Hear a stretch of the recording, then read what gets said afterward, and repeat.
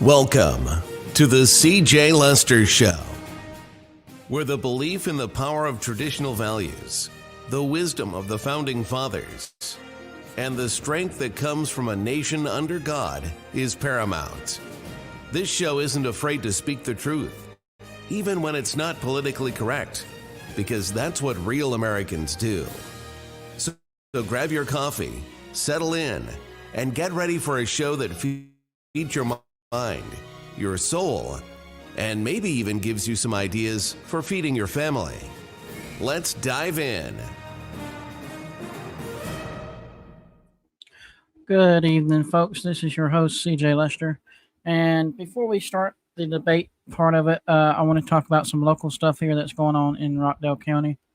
There is a lawsuit that's been filed against BioLab. I want to play that video, and so that you'll know the information and how to do it yourself here local in Rockdale County. I know Morgan & Morgan is doing it, but I'd rather do it local if it's going to be better and a better outcome. So let me get to that video, and then we'll get into the debate.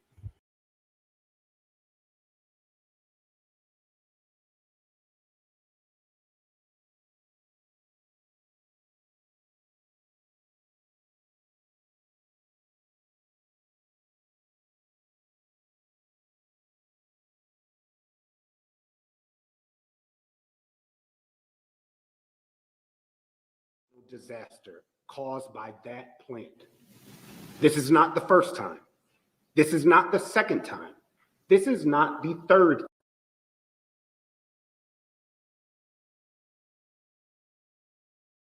These two companies. Right now, our clients can't even be here at their own press conference because they are locked in their own home with no air, just like countless citizens in Rockdale County. And it ends today. This lawsuit hopefully will bring justice and make this company actually follow some of the safety precautions that they've known about for years. So I'm proud to be part of this group. I'm attorney Chris Stewart, along with my law partners, Justin Miller and Madeline Simmons. And we have Dan Flynn from DeCello Levitt, who will talk to you about the class action lawsuit.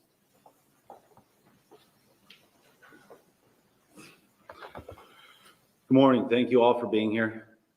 Thank you, Simmons, Miller, Stewart, for having me. Stewart, Miller, Simmons. This lawsuit is about protecting the rights of Rockdale County, protecting the rights of the surrounding county, the community that has been impacted by this catastrophe. And make no mistake, this is a catastrophic releases like this should not happen. Companies like BioLab have a duty and an obligation to make sure that they do not pollute the surrounding community.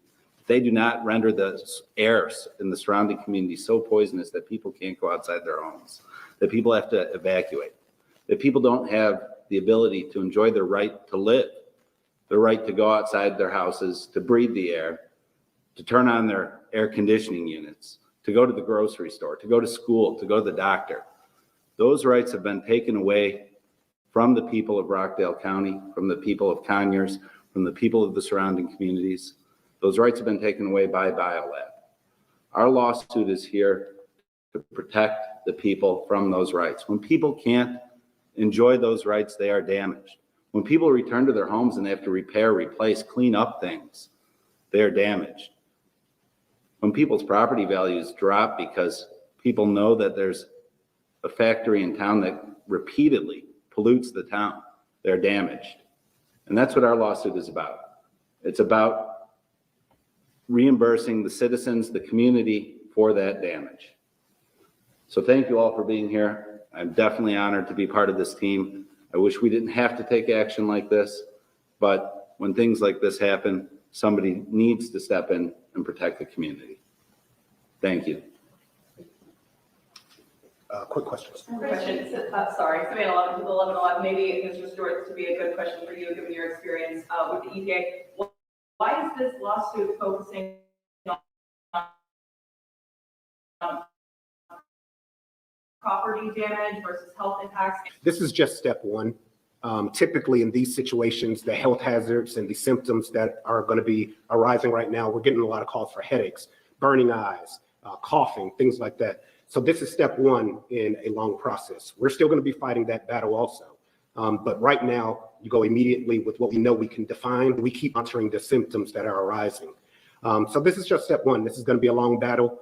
We're going to make sure that the citizens out there that are suffering with actual ailments that are lasting get justice also. And can you define what property damage? Sorry, this is the second part of that question. Can you define what property damage is?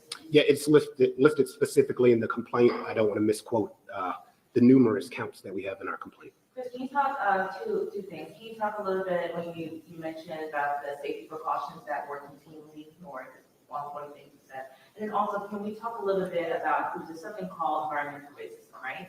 When you think about Flint, Michigan, and what happened there, do you know the racial composition of this area, the economic composition of this area?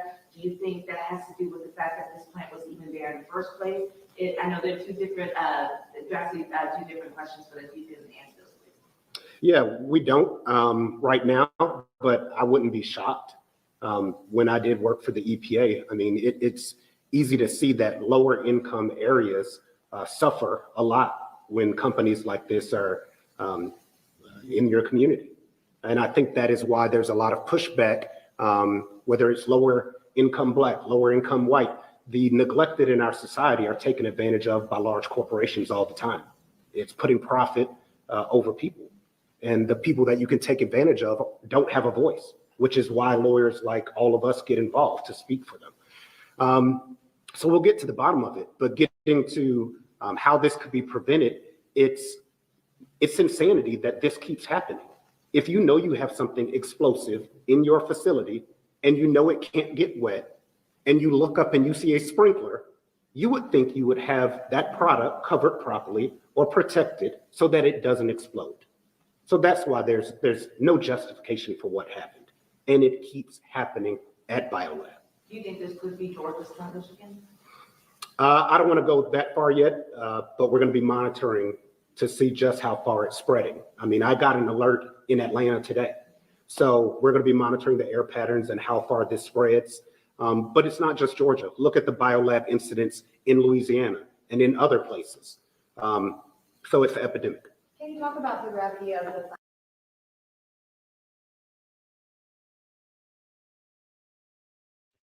Well, there is that for that, and you can go back and look at that again later on tonight when you replay this if you want to. But that is the class action lawsuit filed by one of the lawyers here, I believe. Well, he's in Atlanta, but it's going to be a big thing, folks. So be on the lookout for that. And it was real bad here last night in Old Town Conyers. You could actually see the fumes from where I was living, and it got into the. We had all our doors closed and locked, and it was pretty bad here, and you can smell it inside the house. So that's why I had a little headache all day today, and then last night a little bit of chest pains. But yeah, a lot of fun going on here. So let me bring on Nathan here. How you doing, buddy? I'm good, sir. How are you? I'm doing okay for the circumstances, but yeah. So what are you expecting from this debate tonight? Anything standing out to you that you want to talk about? Well, first and foremost, I think America is kind of just pretty, just done with, the crap that they keep giving us. Mm-hmm. Like they keep making promises, things that they can't keep. And, and it's one thing that's kind of funny to me is that Kamala Harris keeps saying, well, the next 4 years I'm going to do it. I'm thinking, wait, back up, hold on. The next 4 years, you mean you haven't done anything in 4 years now. So what are you expecting to do 4 years from now? Exactly. She keeps saying that, but she's in office now. That's the bad thing. Yeah. She can do something about it now. And she hadn't, and she won't, and Joe Biden won't. And so let's see how will Waltz and Vance approach the economy? I think that's the number one issue on Americans' minds right now is the economy. How will they interpret the inflation? And what are their plans to bring it down? Well, first and foremost, I know that J.D. Vance's stance is very much the mentality that Trump has is that, I mean, our Hmm. economy needs to be fixed immediately. I mean, That's number because one. if we keep going the direction we're going, I mean, our gas prices, our grocery prices, I mean, even our taxes are going to continue to go up. I mean, Hmm. significantly more than they are right now. But I mean, on the other hand, you have, I mean, the vice president that just really doesn't have very much experience as much as he thought he would have. I mean, like the Right. times I've heard him talk so far, it's almost like he's just talking out of his head, like he's not Hmm. really giving results. And the same thing with Kamala Harris. I mean, every time she talks, it's almost like, oh, well, oh, it's me, and I mean, I mean, I know exactly what Americans are going through. No, no, you don't know what Americans are going through. No, I mean, so for you to just be you able to don't. say that, I mean, well, I'm going to make changes, and 4 years from now, it's going to be better. Well, you haven't done anything in the Hmm. first 4 years, so why would you? I mean, America wants to see a change, and I do believe more than ever, and I'm sure you do too, Yeah, that I do believe the person that needs to be at the helm needs to be Trump. I of mean, I course. really Yeah, think that he knows he's what the he's only doing. one. He's the only one proven that's been in office before and done a remarkable job when the economy was good and we was bringing home a dollar or two more. Well, And not we just didn't that. I have. mean, like he has the business mentality as well. Hmm. So Yeah, and we didn't have any wars. If you kind of think about it, we didn't have no active wars. We can right, actually say that Kamala in the last debate when she said that, it was that was the most stupidest thing she ever said during the whole debate. right, That was There were no active wars. Like really, come on now. But economy, I think. Well, there's two at the top of the list: economy and the border. right, The border has to be solved immediately, along with the economy. That's right, going to have to be faced number one on day one, right, and those are the biggest issues. Social issues I could care less about, right, but in this they're putting in immigration, border control, and uh, conservative family values. But all that's important. But when Trump's in there, we know that's going to be number one on his priority list anyway. right. I got a video here. Have you ever watched? I know you watched the five, don't you? Have you Yeah, seen them before? Yeah. So they did. I guess this was today. A breakdown of what to expect. It's a little long video, which we don't mind. It's about 10 minutes. So let's see what they think about what they is going to happen tonight.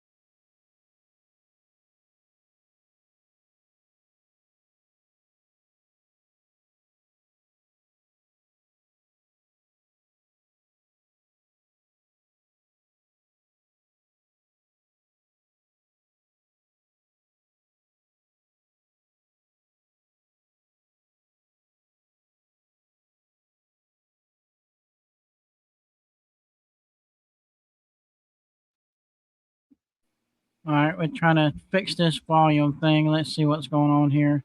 Sorry about that, guys. Let's go on this video and see what they're saying here.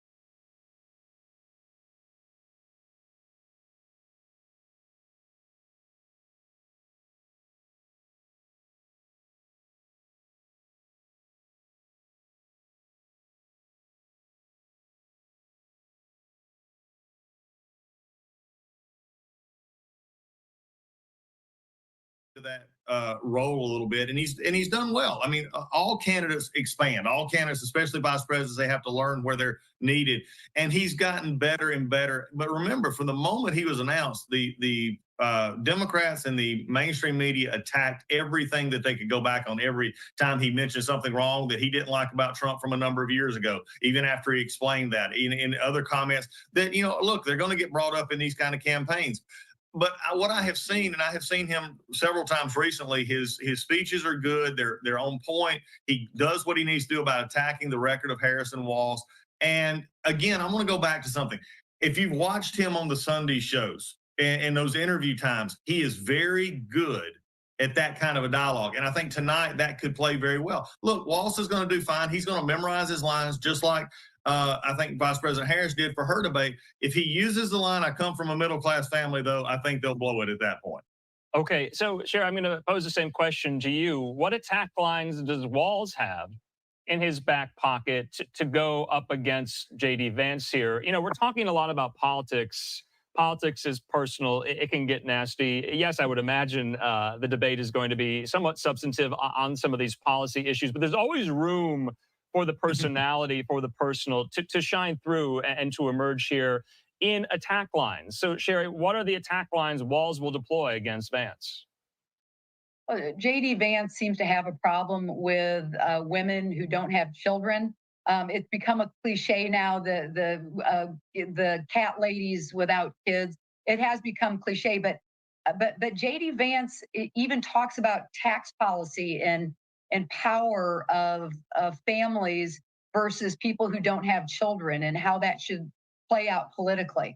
I mean, to use Tim Walls's line, it's weird. There's plenty to go after. This problem that he has with women without children. He and Donald Trump are both having a very hard time talking about women's health, reproductive rights, the abortion issue that is really polling against Republicans, and they've had a hard time messaging around that. So but look, I hope that Tim Walz it stays positive and looks toward the future and paints a vision for what a Harris-Walz presidency and vice presidency will look like. I hope they address things like families being able to afford their groceries. I think, when you look at the phrase "Make America Great Again," and I know that is Donald Trump's and Donald Trump's alone, but in some regard, we do have to make things better than they are right now.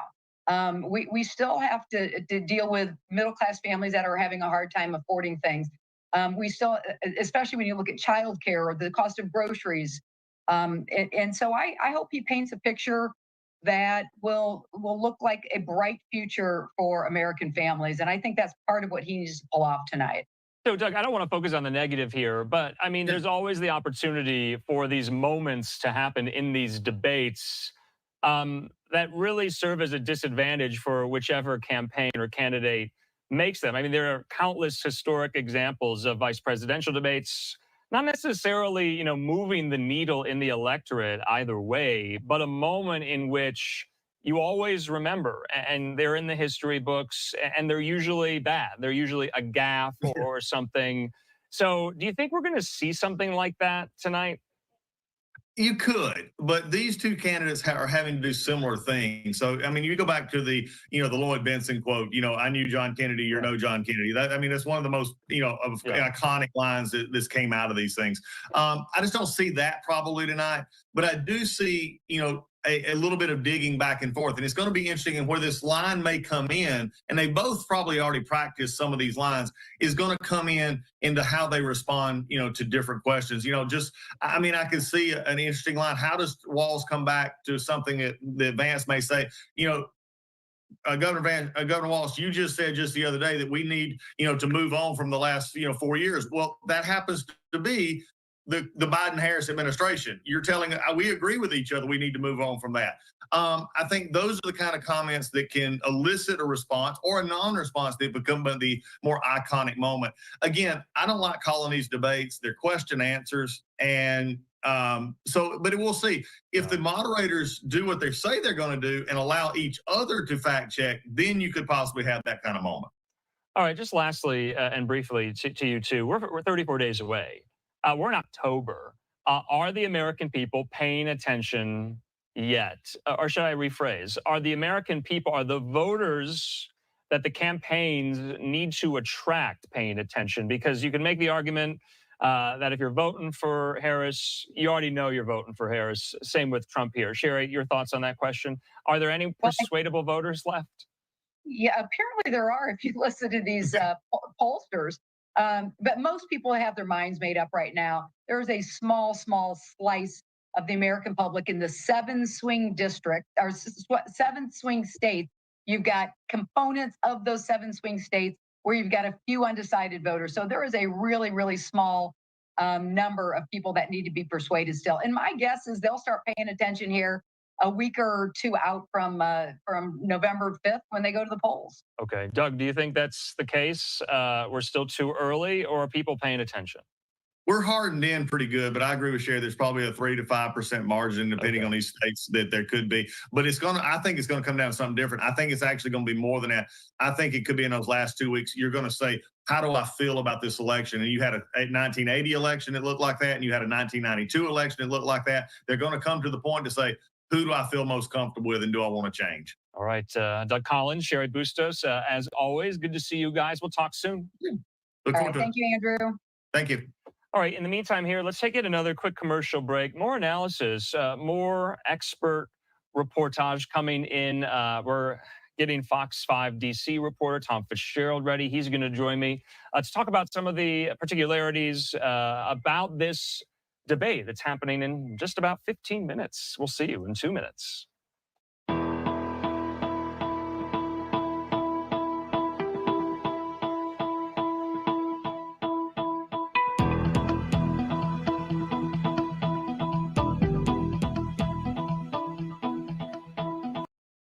Manic, a guy who literally shuts down when he gets most stressed.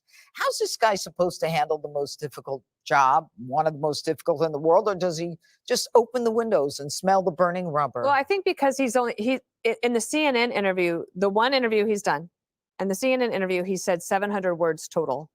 So, I mean, I don't think JD Vance needs to win a popularity contest, but I do think that he has to continue to introduce himself to America. Tonight's his biggest audience. But same for Tim Walz, except for people in Minnesota. Nobody really knows who he is. So it's not a popularity contest. But Vance's mission basically tonight is he's not going to try to necessarily make people like him. He has to take the fight to the Harris policy agenda and hit some of those things that President Trump didn't hit in his debate, so that all the good vibes and the joy can be exposed. One thing that I thought Walz has done that I've never understood is he immediately out of the gate made fun of JD Vance for going to Yale and for becoming a venture capitalist. And he said, no one that I've taught has ever done that. As if JD Vance was born with a silver spoon in his mouth, which we all read the book. Like, that's obviously not the case. It was a very strange and weird way to attack JD Vance. So I'm looking forward to tonight. I do think the other thing that's strange is that I think Walz has a more difficult position tonight because, like, when I was press secretary, if somebody asked me, what does George Bush think about this? Like, I knew. How did I know? One, because I probably agreed. Two, I was with him all the time. And three, he never wavered. He didn't change his position. So I always knew what it was. Imagine you're Tim Walz tonight and you're thinking, wait, is she for that now? Or is she against that now? I can't remember. And he could get caught in something that could be very embarrassing. What do you think about that, Jesse? I'd like to respond to what Jessica said. They've called Donald Trump a Nazi so many times he got shot. JD Vance also called him a Nazi. And now you're complaining about being called dumb. I'm not complaining. I'm saying I said I can take it. I said it's not a smart way to try to win an election. Okay. Well, maybe getting your opponent shot and putting him in jail is not a smart idea either. Tonight is a battle for men, Judge Janine. Okay. All right. How sexy is that? They're going to be fighting over us because this is really what it's all about.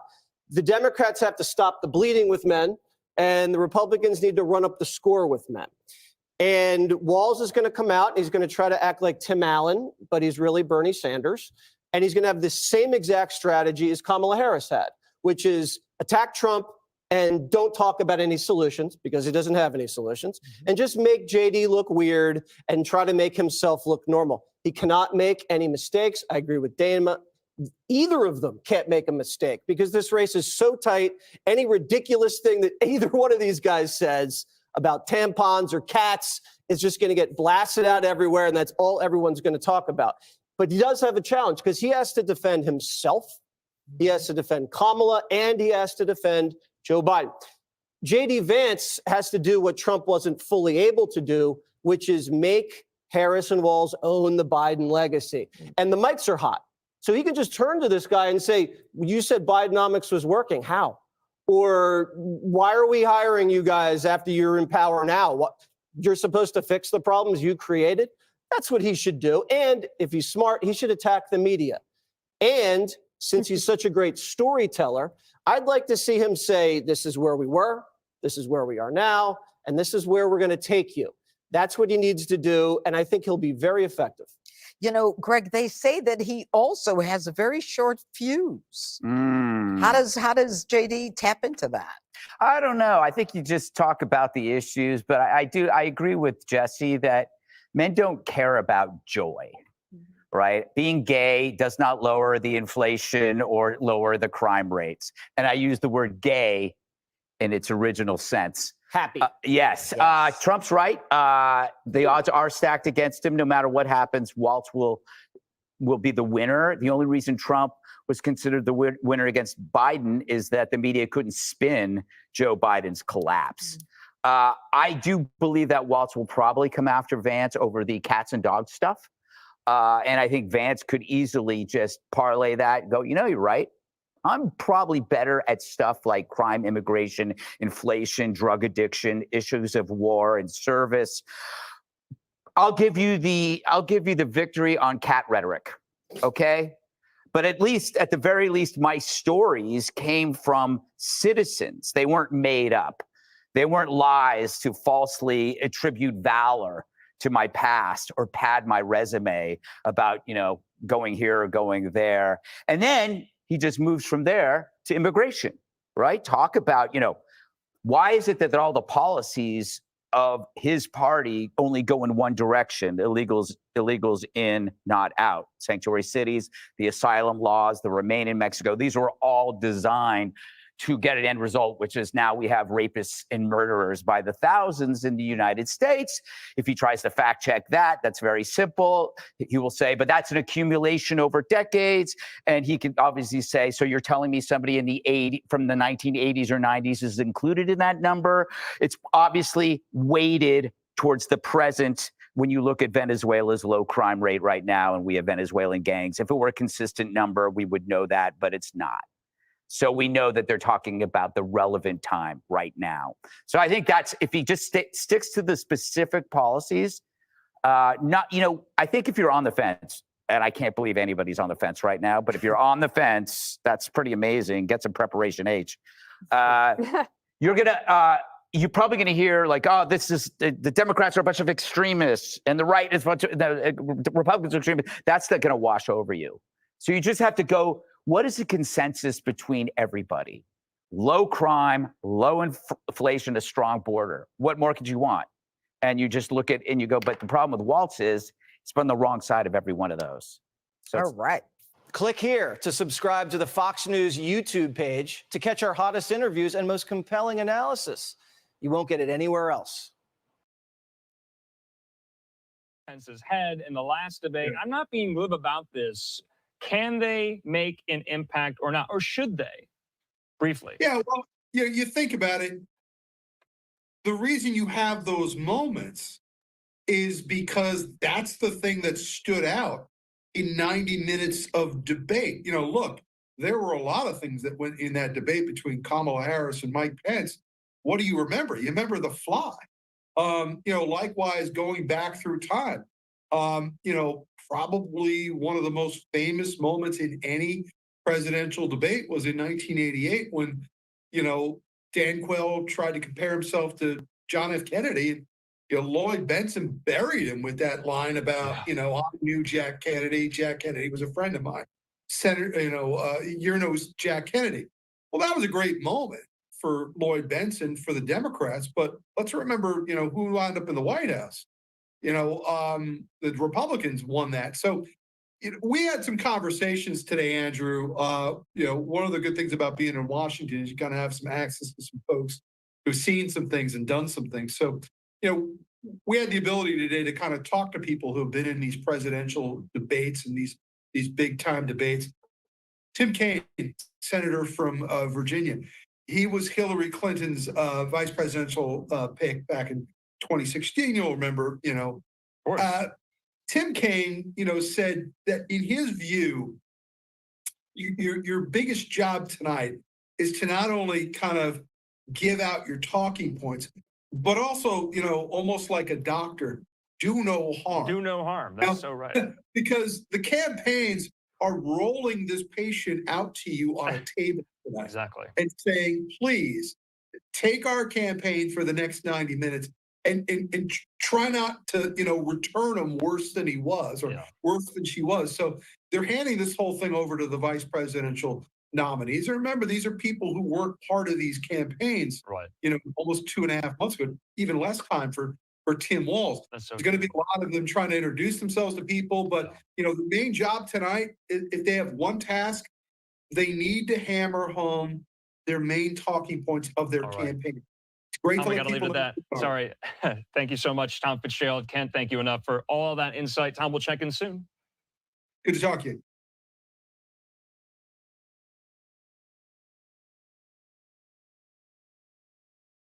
All right. So I'm going to play my show intro here, and we got about 4 minutes before the debate starts. So let's get into it, and then I'll turn it back on to the news.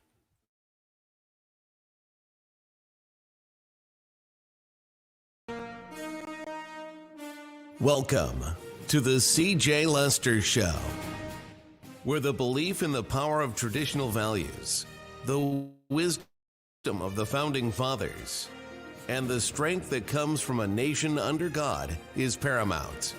This show isn't afraid to speak the truth, even when it's not politically correct, because that's what real Americans do. So grab your coffee, settle in, and get ready for a show that feeds your mind, your soul, and maybe even gives you some ideas for feeding your family.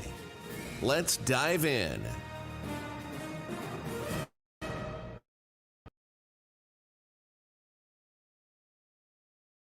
Be muted, giving the nominees the ability to talk over each other, and hosts will not actively fact-check the nominees, leaving it up to their opponents. We have two candidates on the debate stage tonight who have a fundamentally different view of what America should look like over the next 4 years. Both nominees have been prepping with close advisors. Senator Vance has reportedly held mock debates with Minnesota Congressman Tom Emmer, playing the role of his former colleague, Tim Walz. I've spent the last month literally watching Tim in all of his debates all the way up to the present. He's very good at it. Governor Walz has reportedly been prepping in Minneapolis, with Secretary Pete Buttigieg playing the role of Vance. Yeah, I think he's looking forward to debating J.D. Vance. From deadly flooding in North Carolina to escalating fighting in the Middle East, the nominees will likely be asked about a wide range of major issues.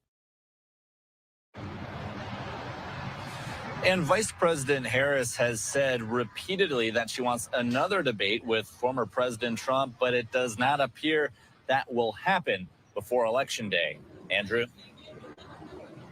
So, Connor, are you going to be anywhere near the spin room or not? We know that's kind of the locus after these debates. The surrogates will make the case for said candidate here. I would imagine the issues are going to be brought up. What are you looking for in this debate, Connor? Well, I personally won't be inside, but we will be watching it very closely. There is limited space in there. What's really interesting about tonight, there were already so many issues you knew were going to come up, whether it's immigration, the economy, reproductive rights. But just in the past week and even today, so much breaking news here in the U.S. and around the world. We have deadly flooding in North Carolina and so much of the Southeast. We have strikes at some of our major ports, and of course overseas, the escalating violence in Israel and Lebanon. So likely new topics being added as the day went on to this debate that these nominees will have to pivot and be ready to answer. So it should be a fascinating night tonight. So we're going to tune in and watch all that for you and check back in, Andrew. That's right. It's going to be a fascinating 90 minutes. Connor Hansen there, live for us in Midtown Manhattan. Connor, thanks so much. Talk soon. Thanks. All right. In the meantime here, we are just moments away from the very start of this vice presidential debate there on CBS News. It will be simulcast, as you know, here on Live Now from Fox. So that does it for some of our pre-debate coverage. Wanted to get in all these questions about the issues at hand. Connor Hansen going down a long litany of just the news that happened just today with Iran's attack against Israel, the very start of the port strike. So many ports up and down the eastern seaboard closed because their workers are picketing. And the aftermath, the recovery continues in the wake of Hurricane Helene. President Biden, Vice President Harris, and former President Trump have visited and or will be visiting some of these devastated communities here.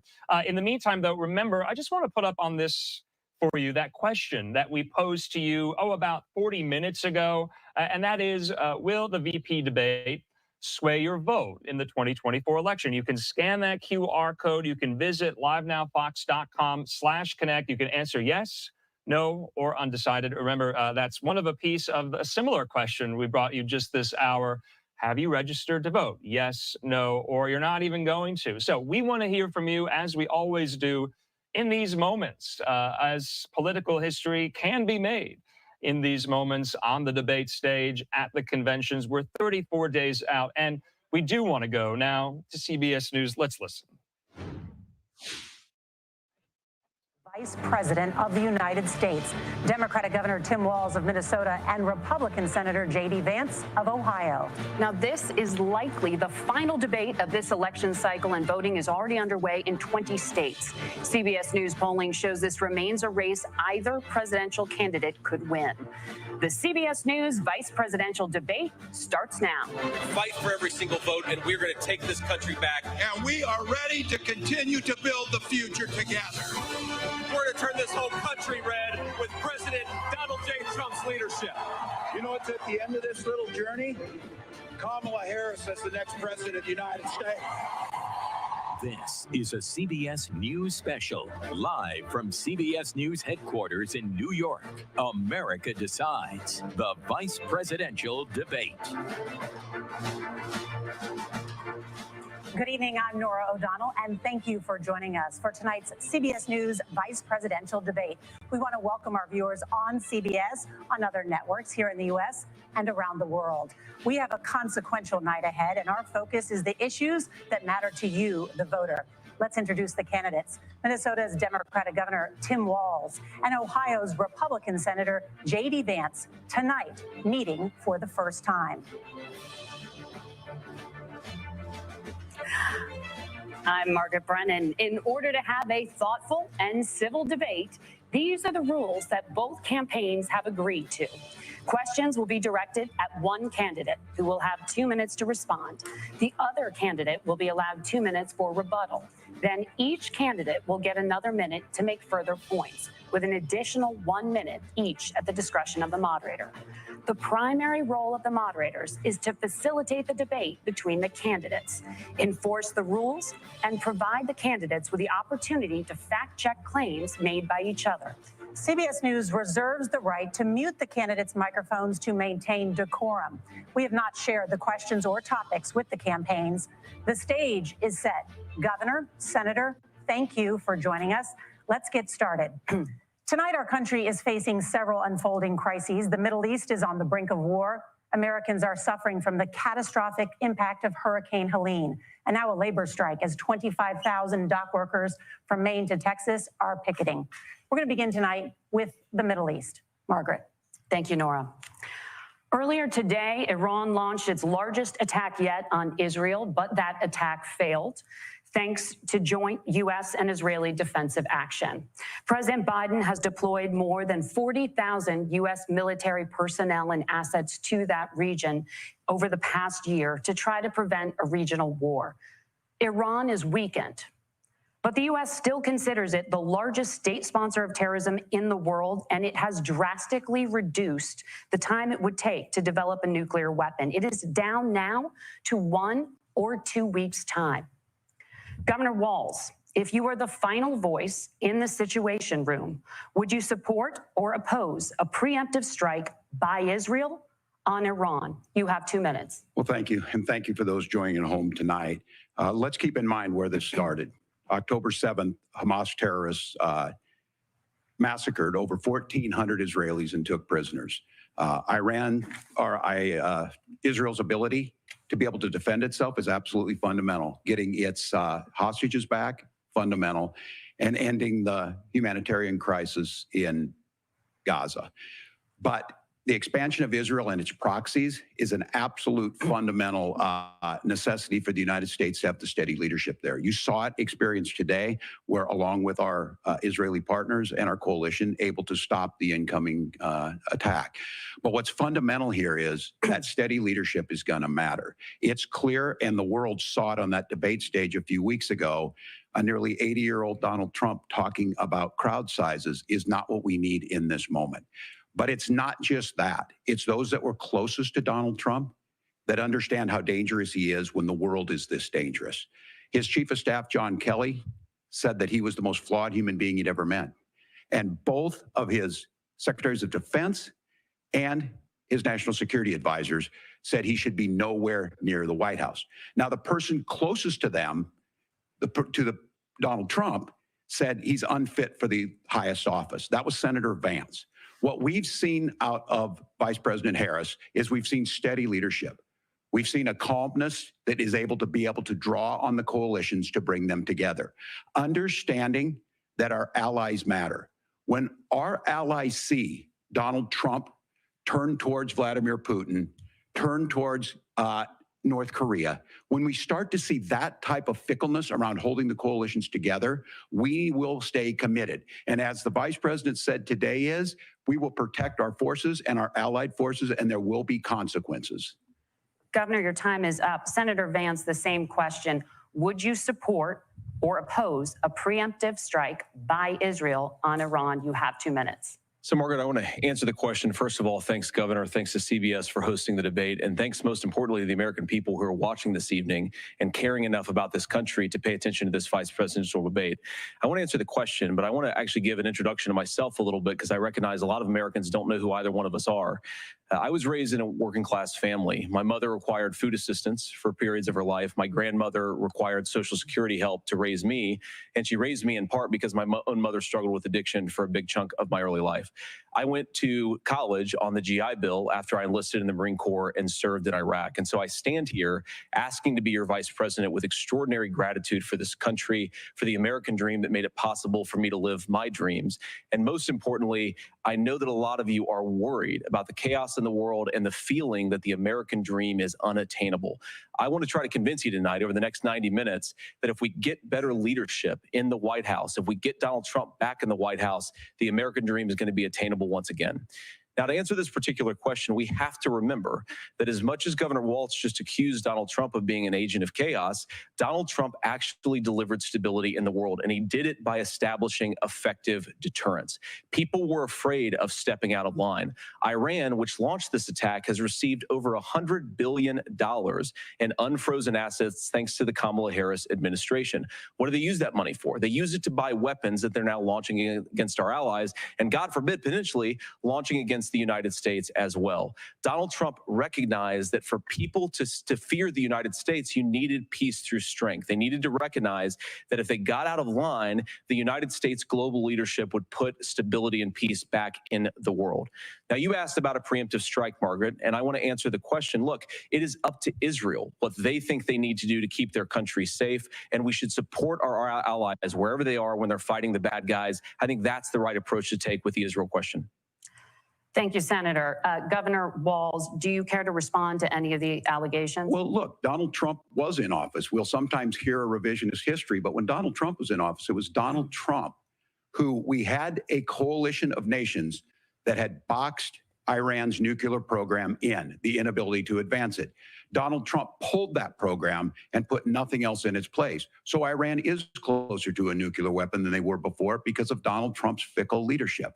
And when Iran shot down an American aircraft in international airspace, Donald Trump tweeted, because that's the standard diplomacy of Donald Trump. And when Iranian missiles did fall near U.S. troops and they received traumatic brain injuries, Donald Trump wrote it off as headaches. Look, our allies understand that Donald Trump is fickle. He will go to whoever has the most flattery or where it makes sense to him. Steady leadership like you witnessed today, like you witnessed in April. Both Iranian attacks were repelled. Our coalition is strong, and we need the steady leadership that Kamala Harris is providing. Senator Vance, the U.S. did have a diplomatic deal with Iran to temporarily pause parts of its nuclear program, and President Trump did exit that deal. He recently said, just 5 days ago, the U.S. must now make a diplomatic deal with Iran because the consequences are impossible. Did he make a mistake? You have 1 minute. Well, first of all, Margaret, diplomacy is not a dirty word, but I think that's something that Governor Walz just said is quite extraordinary. You yourself just said Iran is as close to a nuclear weapon today as they have ever been. And Governor Walz, you blame Donald Trump. Who has been the vice president for the last 3.5 years? And the answer is your running mate, not mine.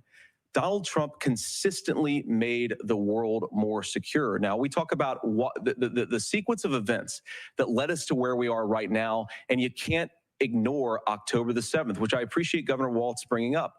But when did Iran and Hamas and their proxies attack Israel? It was during the administration of Kamala Harris. So Governor Walz can criticize Donald Trump's tweets, but effective, smart diplomacy and peace through strength is how you bring stability back to a very broken world. Donald Trump has already done it once before. Ask yourself at home, when was the last time, I'm 40 years old, when was the last time that an American president didn't have a major conflict break out? The only answer is during the 4 years that Donald Trump was president. Gentlemen, we have a lot to get to. Nora? Margaret, thank you. Let's turn now to Hurricane Helene. The storm could become one of the deadliest on record. More than 160 people are dead and hundreds more are missing. Scientists say climate change makes these hurricanes larger, stronger, and more deadly because of the historic rainfall. Senator Vance, according to CBS News polling, 7 in 10 Americans and more than 60% of Republicans under the age of 45 favor the U.S. taking steps to try and reduce climate change. Senator, what responsibility would the Trump administration have to try and reduce the impact of climate change? I'll give you 2 minutes. Sure. So first of all, let's start with the hurricane because it's an unbelievable, unspeakable human tragedy. I just saw today actually a photograph of 2 grandparents on a roof with a 6-year-old child, and it was the last photograph ever taken of them because the roof collapsed and those innocent people lost their lives. And I'm sure Governor Walz joins me in saying our hearts go out to those innocent people, our prayers go out to them, and we want as robust and aggressive as a federal response as we can get to save as many lives as possible. And then, of course, afterwards, to help the people in those communities rebuild. I mean, these are communities that I love. Some of them I know very personally. In Appalachia, all across the Southeast, they need their government to do their job. And I commit that when Donald Trump is president again, the government will put the citizens of this country first when they suffer from a disaster.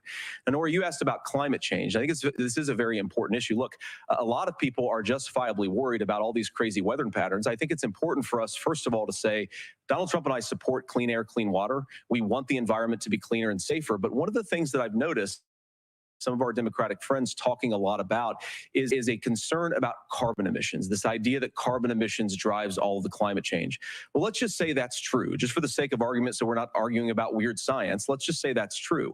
Well, if you believe that, what would you want to do? The answer is that you'd want to reshore as much American manufacturing as possible, and you'd want to produce as much energy as possible in the United States of America because we're the cleanest economy in the entire world. What have Kamala Harris's policies actually led to? More energy production in China, more manufacturing overseas, more doing business in some of the dirtiest parts of the entire world. And when I say that, I mean the amount of carbon emissions they're doing per unit of economic output. So if we actually care about getting cleaner air and cleaner water, the best thing to do is to double down and invest in American workers and the American people. And unfortunately, Kamala Harris has done exactly the opposite. Governor Walz, you have 2 minutes to respond. Well, we got close to an agreement because all those things are happening. Look, first of all, it is a horrific tragedy with this hurricane. And my heart goes out to the folks that are down there in contact with the governors. I serve as co-chair of the Council of Governors as we work together on these emergency managements. Governors know no partisanship. They work together to all of the governors and the emergency responders are on the ground. Those happen on the front end. The federal government comes in, makes sure they're there to that we recover, but we're still in that phase where we need to make sure that they're staying there, staying focused. Now, look, coming back to the climate change issue, there's no doubt this thing roared onto the scene faster and stronger than anything we've seen. Senator Vance has said that there's a climate problem in the past. Donald Trump called it a hoax and then joked that these things would make more beachfront property to be able to invest in. What we've seen out of the Harris administration now, the Biden-Harris administration, is we've seen this investment. We've seen massive investments, the biggest in global history that we've seen in the Inflation Reduction Act, has created jobs all across the country. 2,000 in Jeffersonville, Ohio, taking the EV technology that we invented and making it here. 200,000 jobs across the country. The largest solar manufacturing plant in North America sits in Minnesota. But my farmers know climate change is real. They've seen 500-year droughts, 500-year floods back to back. But what they're doing is adapting, and this has allowed them to tell me, look, I harvest corn, I harvest soybean, and I harvest wind. We are producing more natural gas and more oil at any time than we ever have. We're also producing more clean energy. So the solution for us is to continue to move forward that climate change is real. Reducing our impact is absolutely critical, but this is not a false choice. You can do that at the same time you're creating the jobs that we're seeing all across the country. That's exactly what this administration has done. We are seeing us becoming an energy superpower for the future, not just the current. And that's what absolutely makes sense. And then we start thinking about how do we mitigate these disasters. Thank you. Senator, I want to give you an opportunity to respond there. The governor mentioned that President Trump has called climate change a hoax. Do you agree?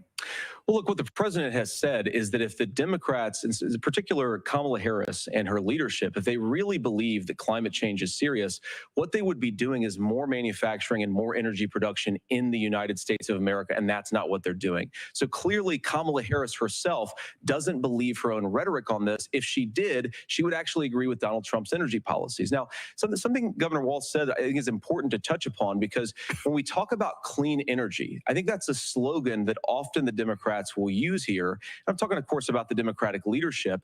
And the real issue is that if you're spending hundreds of millions or even billions of dollars of American taxpayer money on solar panels that are made in China, number one, you're going to make the economy dirtier. We should be making more of those solar panels here in the United States of America. Some of them are, Tim, but a lot of them are being made overseas in China, especially the components that go into those solar panels. So if you really want to make the environment cleaner, you've got to invest in more energy production. We haven't built a nuclear facility, I think, one in the past 40 years. Senator. Natural gas, we got to invest more in it. Kamala Harris has done the opposite. That's raised energy prices and also meant that we're doing Senator, worse your by the time climate. is up. Governor, would you like to respond? Well, look, we're producing more natural gas than we ever have. There's no moratorium on that. We're producing more oil, but the folks know, and like I said, again, these are not liberal folks. These are not folks that are Green New Deal folks. These are farmers that have been drought one year, massive flooding the next year. They understand that it makes sense. Look, our number one export cannot be topsoil from erosion from these massive storms. We saw it in Minnesota this summer. And thinking about how do we respond to that, we're thinking ahead on this. And what Kamala Harris has been able to do in Minnesota, we're starting to weatherproof some of these things. The infrastructure law that was passed allows us to think about mitigation in the future. How do we make sure that we're protecting by burying our power lines? How do we make sure that we're protecting lakefronts and things that we're seeing more and more of? But to call it a hoax and to take the oil company executives to Mar-a-Lago, say, give me money for my campaign, and I'll let you do whatever you want. We can be smarter about that. And an all above energy policy is exactly what she's doing, creating those jobs right here. Governor, your time is up. The overwhelming consensus among scientists is that the Earth's climate is warming at an unprecedented rate. Margaret? Thank you, Nora.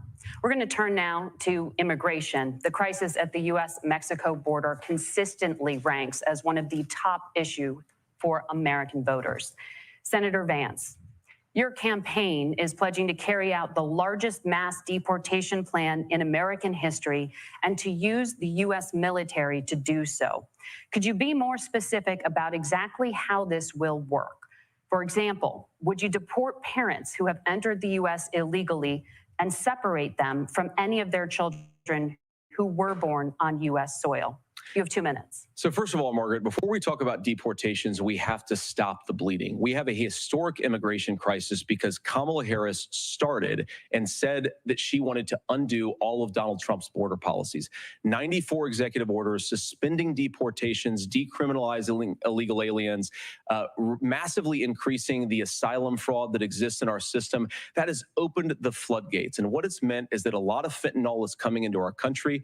I had a mother who struggled with opioid addiction and has gotten clean.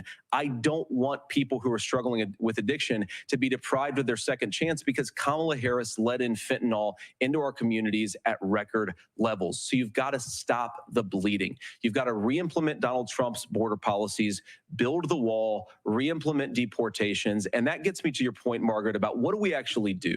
So we've got 25 million illegal aliens who are here in the country. What do we do with them? I think the first thing that we do is we start with the criminal migrants. About 1 million of those people have committed some form of crime in addition to crossing the border illegally. I think you start with deportations on those folks. And then I think you make it harder for illegal aliens to undercut the wages of American workers. A lot of people will go home if they can't work for less than minimum wage in our own country. And by the way, that'll be really good for our workers who just want to earn a fair wage for doing a good day's work. And the final point, Margaret, is you ask about family separation. Right now in this country, Margaret, we have 320,000 children that the Department of Homeland Security has effectively lost. Some of them have been sex trafficked. Some of them hopefully are at homes with their families. Some of them have been used as drug trafficking mules. The real family separation policy in this country is unfortunately Kamala Harris's wide open southern border. And I'd ask my fellow Americans to remember when she came into office, she said she was going to do this. Real leadership would be saying, you know what, I screwed up. We're going to go back to Donald Trump's border policies. I wish that she would do that. It would be good for all of us.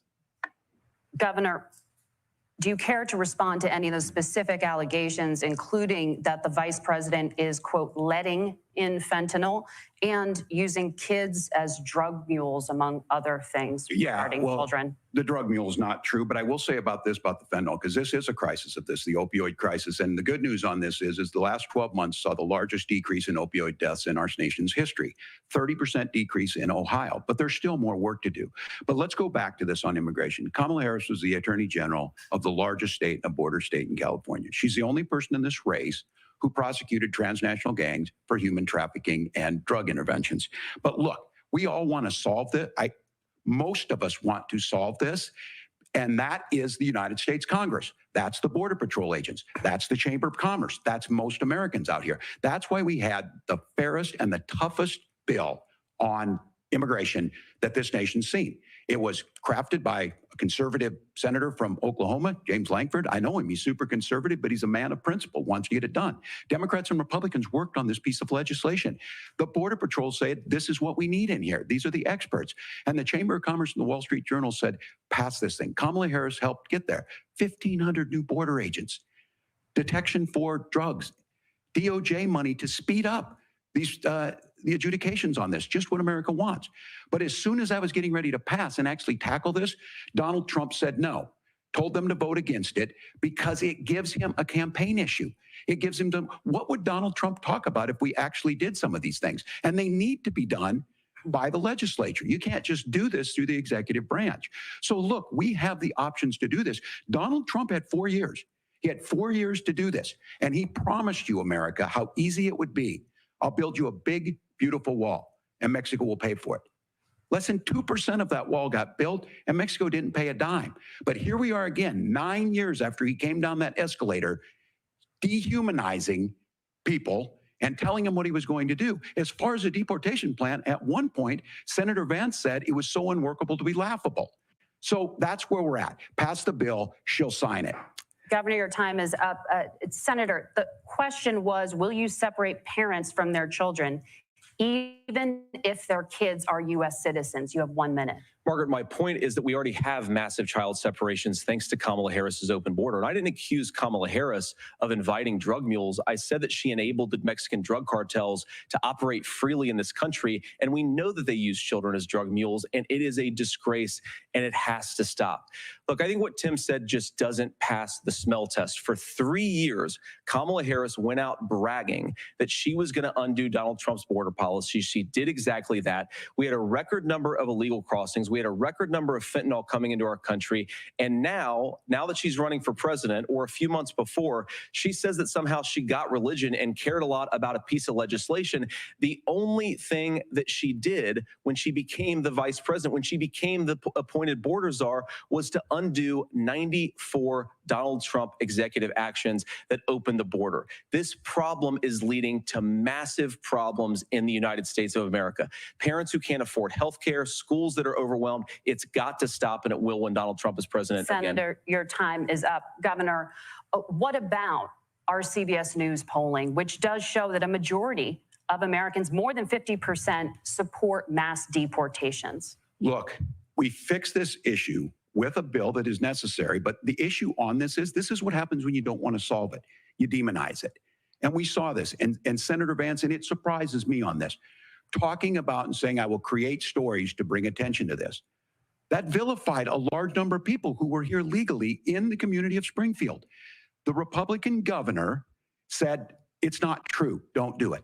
There's consequences for this. There's consequences. We could come together. Senator Langford did it. We could come together and solve this if we didn't let Donald Trump continue to make it an issue. And the consequences in Springfield were the governor had to send state law enforcement to escort kindergartners to school. I believe Senator Vance wants to solve this, but by standing with Donald Trump and not working together to find a solution, it becomes a talking point. And when it becomes a talking point like this, we dehumanize and villainize other human beings. Tim, Governor, your time is up. Senator, I'll give you 1 minute, but let me just ask you the question first. The governor has made the point, and I think as a sitting lawmaker, you know that Congress controls the purse strings and any funding.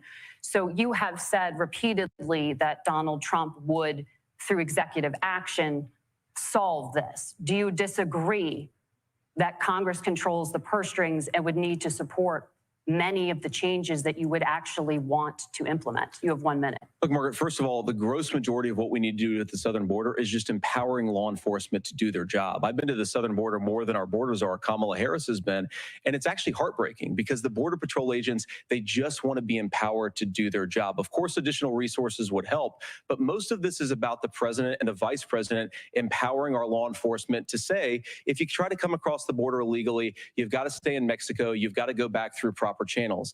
Now, Governor Walz brought up the community of Springfield, and he's very worried about the things that I've said in Springfield. Look, in Springfield, Ohio, and in communities all across this country, you've got schools that are overwhelmed. You've got hospitals that are overwhelmed. You've got housing that is totally unaffordable because we brought in millions of illegal immigrants to compete with Americans for scarce homes. The people that I'm most worried about in Springfield, Ohio, are the American citizens who have had their lives destroyed by Kamala Harris's open border. It is a disgrace, Tim. And I actually think, I agree with you. I think you want to solve this problem, but I don't think that Kamala Harris does. Senator, your time is up. Governor, you have 1 minute to respond. Yeah, well, it is law enforcement that asked for the bill.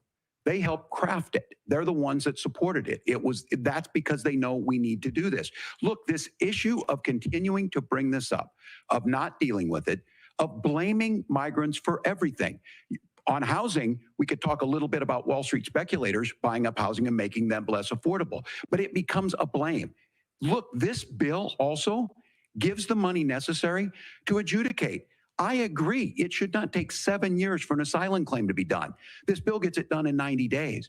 Then you start to make a difference in this, and you start to adhere to what we know, American principles. Look, I don't talk about my faith a lot, but Matthew 25:40 talks about, to the least amongst us, you do unto me. I think that's true of most Americans. They simply want order to it. This bill does it. It's funded. It's supported by the people who do it. And it lets us keep our dignity about how we treat other people. Thank you, Governor. And just to clarify for our viewers, Springfield, Ohio does have a large number of Haitian migrants who have legal status, temporary protected status. Well, Margaret, but thank you, Senator. We have so much to get to. Margaret, I think it's important We're because going to turn out of the economy. Thank Margaret, you. the rules were that you guys weren't going to fact check. And since you're fact checking me, I think it's important to say what's actually going on. So there's an application called the CBP One app, where you can go on as an illegal migrant, apply for asylum or apply for parole, and be granted legal status at the wave of a Kamala Harris open border wand. That is not a person coming in, applying for a green card and waiting for 10 years. That is the facilitation of illegal immigration, Margaret, by our own leadership. Thank you, Senator, for describing the legal process. We have so much to get to, Senator. Those laws have been on the books since 1990. Thank you, gentlemen. The we want to have One app has not been on the books since 1990. It's something that Kamala Harris created, Margaret. Gentlemen, the audience can't hear you because your mics are cut. We have so much we want to get to. Thank you for explaining the legal process. Nora. Thank you, Margaret. The economy is a top concern for voters. Each of your campaigns has released an economic plan, so let's talk about the specifics. Governor Walz, Vice President Harris unveiled a plan that includes billions in tax credits for manufacturing, housing, and a renewed child tax credit. The Wharton School says your proposals will increase the nation's deficit by $1.2 trillion. How would you pay for that without ballooning the deficit? Governor, I'll give you 2 minutes. Yeah, thank you. And Kamala Harris and I do believe in the middle class because that's where we come from. We both grew up in that. We understand. So those of you out there listening tonight, you're hearing a lot of stuff back and forth, and it's good. It's healthy. That's what this is supposed to happen. You should be listening. How's this going to impact me? The bold forward plan that Kamala Harris put out there is talking about this housing issue. The one thing is there's 3 million new houses proposed under this plan with down payment assistance on the front end to get you in a house. A house is much more than just an asset to be traded somewhere. It's foundational to where you're at. And then making sure that the things you buy every day, whether they be prescription drugs or other things, that there's fairness in that. Look, the $35 insulin is a good thing, but it costs $5 to make insulin. They were charging $800 before this law went into effect. As far as the housing goes, I've seen it in Minnesota. 12% more houses in Minneapolis, prices went down on rent 4%. It's working. And then making sure tax cuts go to the middle class. $6,000 child tax credit, we have one in Minnesota, reduces childhood poverty by 1/3. We save money in the long run, and we do the right thing for families. And then getting businesses off the ground. The law as it stands right now is $5,000 tax credit for small business, increasing that to $50,000. Now, this is a philosophical difference between us. Donald Trump made a promise, and I'll give you this. He kept it. He took folks to Mar-a-Lago, said, you're rich as hell, I'm going to give you a tax cut. He gave the tax cuts that predominantly went to the top class. What happened there was an $8 trillion increase in the national debt, the largest ever. Now he's proposing a 20% consumption or sales tax on everything we bring in. Everyone agrees, including businesses, it would be destabilizing it, it would increase inflation and potentially lead to a recession. Look, this is simple for you. Where are we going? Kamala Harris has said to do the things she wants to do, we'll just ask the wealthiest to pay their fair share. When you do that, our system works best, more people are participating in it, and folks have the things that they need. Senator, I want to give you a moment to respond on that. But similarly, the Wharton School has done an analysis of the Trump plan and says it would increase the nation's deficit by $5.8 trillion. My question is the same for you. How do you pay for all that without ballooning the deficit? I'll give you 2 minutes. Well, first of all, you're going to hear a lot from Tim Walz this evening, and you just heard it in the answer, a lot of what Kamala Harris proposes to do. And some of it, I'll be honest with you, it even sounds pretty good. Here's what you won't hear, is that Kamala Harris has already done it. Because she's been the vice president for 3.5 years. She had the opportunity to enact all of these great policies. And what she's actually done instead is drive the cost of food higher by 25%, drive the cost of housing higher by about 60%. Open the American southern border and make middle-class life unaffordable for a large number of Americans. If Kamala Harris has such great plans for how to address middle-class problems, then she ought to do them now. Not when asking for a promotion, but in the job the American people gave her 3.5 years ago. And the fact that she isn't tells you a lot about how much you can trust her actual plans. Now, Donald Trump's economic plan is not just a plan, but it's also a record. A lot of those same economists attack Donald Trump's plans, and they have PhDs, but they don't have common sense and they don't have wisdom. Because Donald Trump's economic policies delivered the highest take-home pay in a generation in this country, 1.5% inflation, and to boot, peace and security all over the world. So when people say that Donald Trump's economic plan doesn't make sense, I say look at the record. He delivered rising take-home pay for American workers. Now, Tim admirably admits that they want to undo the Trump tax cuts. But if you look at what was so different about Donald Trump's tax cuts, even from previous Republican tax cut plans, is that a lot of those resources went to giving more take-home pay to middle-class and working-class Americans. It was passed in 2017, and you saw an American economic boom unlike we've seen in a generation in this country. That is a record that I'm proud to run on, and we're going to get back to that common sense wisdom so that you can afford to live the American dream again. I know a lot of you are struggling. I know a lot of you are worried about paying the bills. It's going to stop when Donald Trump brings back common sense to this country. Governor, do you want to respond to that? What has Kamala Harris done for the middle class? Yeah, well, Kamala Harris's day one was Donald Trump's failure on COVID that led to the collapse of our economy. We were already before COVID in a manufacturing recession, but 10 million people out of work, largest percentage since the Great Depression. 9 million jobs closed on that. That was day one, whether it was the Infrastructure Act or other things we moved. Now, you made a question about experts, said this. I've made a note of this. Economists can't be trusted. Science can't be trusted. National security folks can't be trusted. Look, if you're going to be president, You don't have all the answers. Donald Trump believes he does. My pro tip of the day is this. If you need heart surgery, listen to the people at the Mayo Clinic in Rochester, Minnesota, not Donald Trump. And the same thing goes with this. And I ask you out there, teachers, nurses, truck drivers, whatever, how is it fair that you're paying your taxes every year and Donald Trump hasn't paid any federal tax in the last 15 years, in the last year as president? That's what's wrong with the system. There's a way around it, and he's bragged about that. We're just asking for fairness in it, and that's all you want. You have a minute.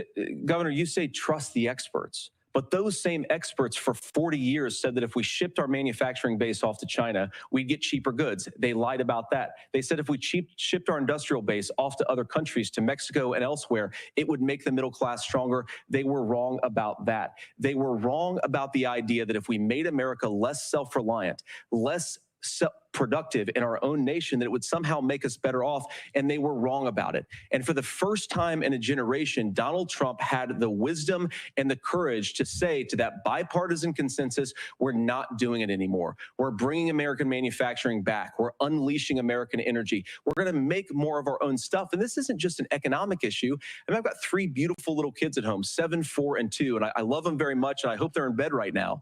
But look, so many of the drugs, the pharmaceuticals that we put in the bodies of our children are manufactured by nations that hate us. This has to stop, and we're not going to stop it by listening to experts. We're going to stop it by listening to common sense wisdom, which is what Donald Trump governed on. Senator, your time is up. Governor Walz, can you address that? I mean, voters say they trust Donald Trump on the economy more. Why? Well, if you're listening tonight and you want billionaires to get tax cuts, you heard what the numbers were. Look, I'm a union guy on this. I'm not a guy who wanted to ship things overseas, but I understand that, look, we produce soybeans and corn. We need to have fair trading partners. That's something that we believe in. I think the thing that most concerns me on this is Donald Trump was the guy who created the largest trade deficit in American history with China. So the rhetoric is good. Much of what the senator said right there, I'm in agreement with him on this. I watched it happen too. I watched it to my communities, and we talked about that. But we had people undercutting the right to collectively bargain. We had right to work states made it more difficult. We had companies that were willing to ship it over, and we saw people profit. Folks that are venture capital in some cases, putting money into companies that were overseas. We're in agreement that we bring those home. The issue is Donald Trump is talking about it. Kamala Harris has a record, 250,000 more manufacturing jobs just out of the IRA. May I respond to that? Yes. So appreciate that. So if you notice, what Governor Walz just did is he said, first of all, Donald Trump has to listen to the experts. And then when he acknowledged that the experts screwed up, he said, well, Donald Trump didn't do nearly as good of a job as the statistics that's a show gross generalization. that he did. So what Tim Walz is doing, and I honestly, Tim, I think you got a tough job here, because you've got to play whack-a-mole. You've got to pretend that Donald Trump didn't deliver rising take-home pay, which of course he did. You've got to pretend that Donald Trump didn't deliver lower inflation, which of course he did. And then you simultaneously got to defend Kamala Harris's atrocious economic record, which has made gas, groceries, and housing unaffordable for American citizens. I was raised by a woman who would sometimes go into medical debt so that she could put food on the table in our household. I know what it's like to not be able to afford the things that you need to afford. We can do so much better. To all of you watching, we can get back to an America that's affordable again. We just got to get back to common sense economic principles. I hope we have a conversation on healthcare then. Senator, Governor. Please. Thank you. Margaret? We have a lot to get to ahead, gentlemen, on many topics. But right now, I want to talk about personal qualifications. The vice president is often the last voice the president hears before making consequential decisions. We want to ask you about your leadership qualities.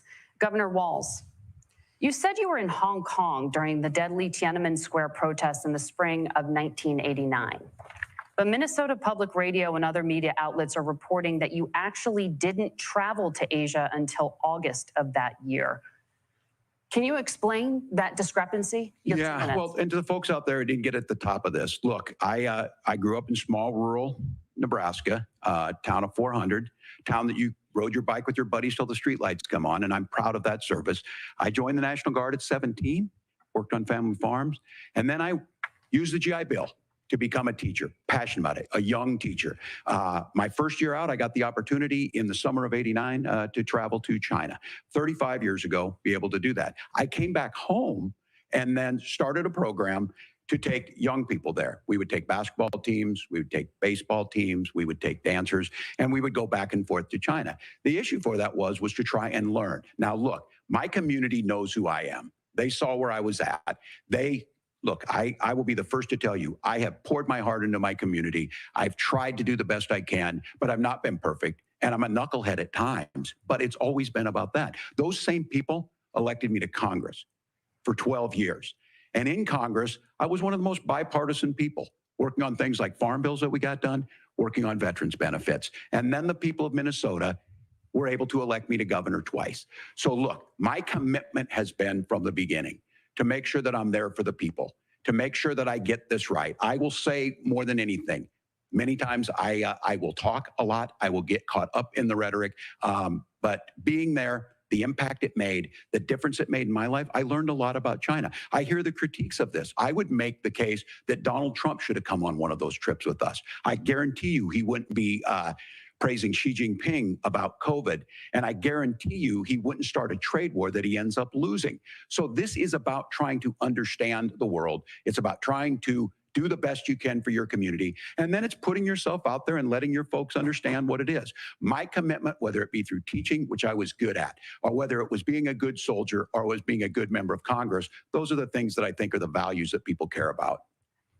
Governor, just to follow up on that, the question was, can you explain the discrepancy? All I said on this is I got there that summer and misspoke on this. So I will just, that's what I've said. So I was in Hong Kong and China during the democracy protests went in. And from that, I learned a lot of what needed to be in governance. Thank you, Governor. Senator Vance, in 2016, you called your running mate, Donald Trump, unfit for the nation's highest office, and you said he could be America's Hitler. I know you've been asked many times, and you've said you regret those comments and explained you then voted for Donald Trump in 2020. But the Washington Post reported new messages last week in which you also disparaged Trump's economic record while he was president, writing to someone in 2020, quote, Trump thoroughly failed to deliver his economic populism. You're now his running mate, and you've shifted many of your policy stances to align with his. If you become vice president, why should Americans trust that you will give Donald Trump the advice he needs to hear and not just the advice he wants to hear? You have 2 minutes. Well, first of all, Margaret, because I've always been open. And sometimes, of course, I've disagreed with the president, but I've also been extremely open about the fact that I was wrong about Donald Trump. I was wrong, first of all, because I believed some of the media stories that turned out to be dishonest fabrications of his record. But most importantly, Donald Trump delivered for the American people. Rising wages, rising take-home pay, an economy that worked for normal Americans, a secure southern border, a lot of things, frankly, that I didn't think he'd be able to deliver on. And yeah, when you screw up, when you misspeak, when you get something wrong and you change your mind, you ought to be honest with the American people about it. It's one of the reasons, Margaret, why I've done so many interviews is because I think it's important to actually explain to the American people where I come down on the issues and what changed. Now, you pointed out the messages from 2020.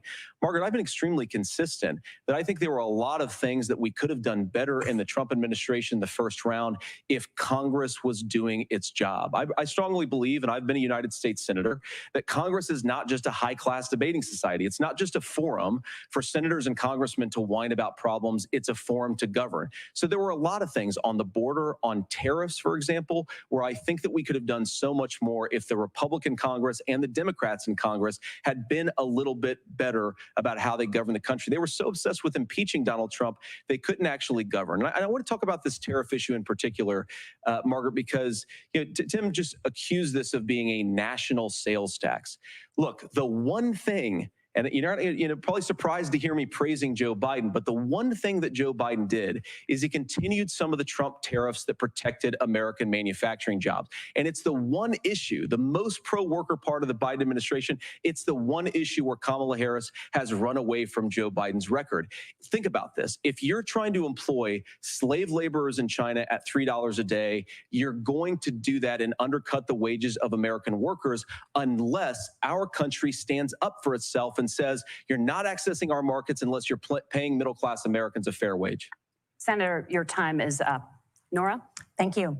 Now to the issue of reproductive rights.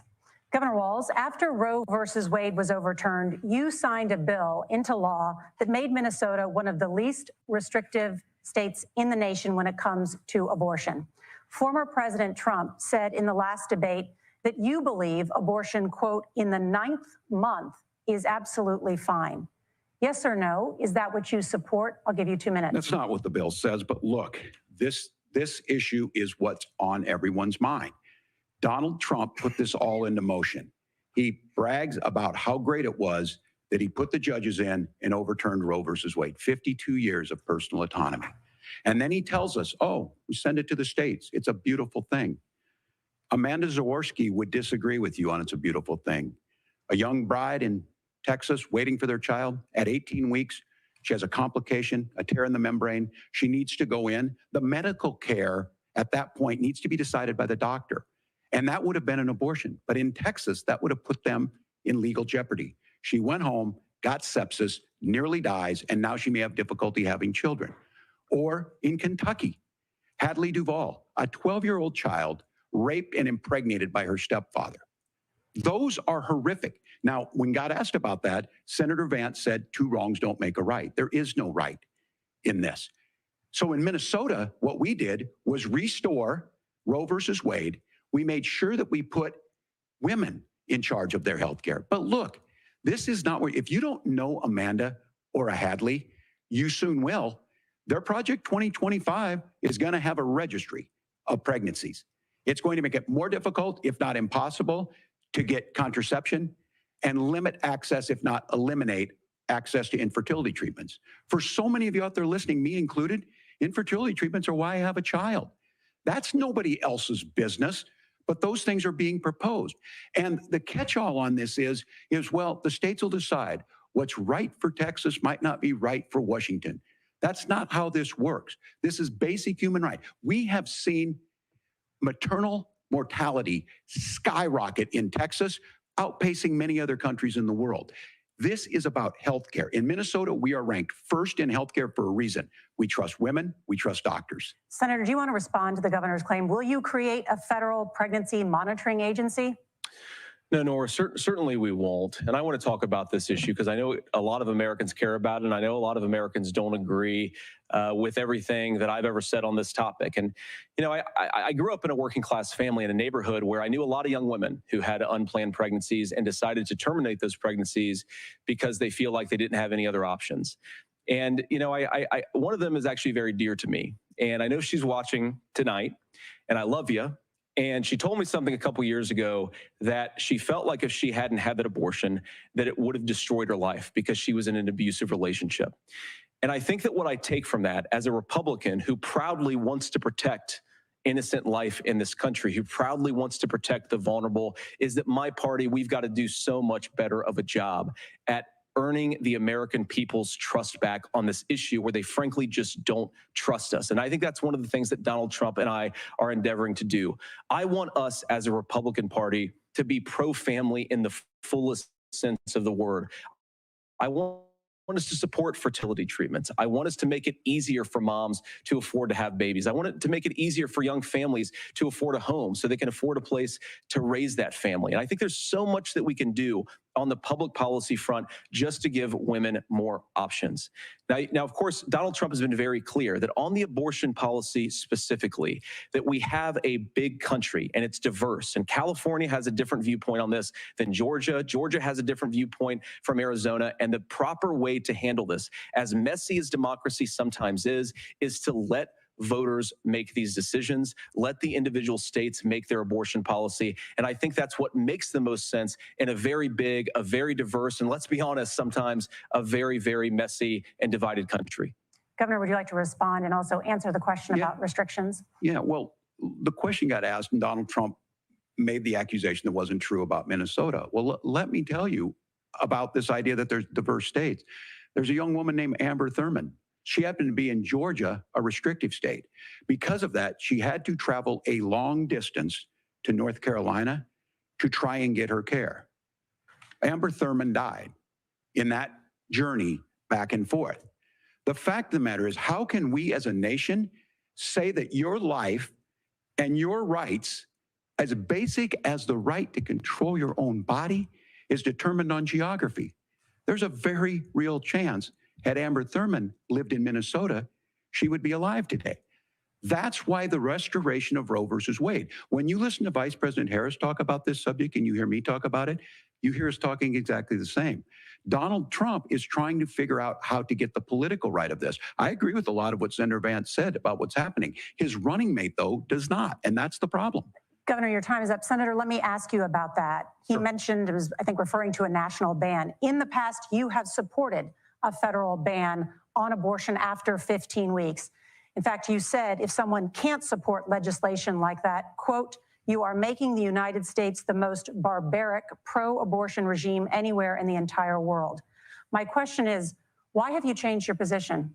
Well, Nora, first of all, I never supported a national ban. I did when I was running for Senate in 2022 talk about setting some minimum national standard. For example, we have a partial birth abortion ban in place in this country at the federal level. I don't think anybody's trying to get rid of that, or at least I hope not, though I know that Democrats have taken a very radical pro-abortion stance. But Nora, you know, one of the things that changed is in the state of Ohio, we had a referendum in 2023, and the people of Ohio voted overwhelmingly, by the way, against my position.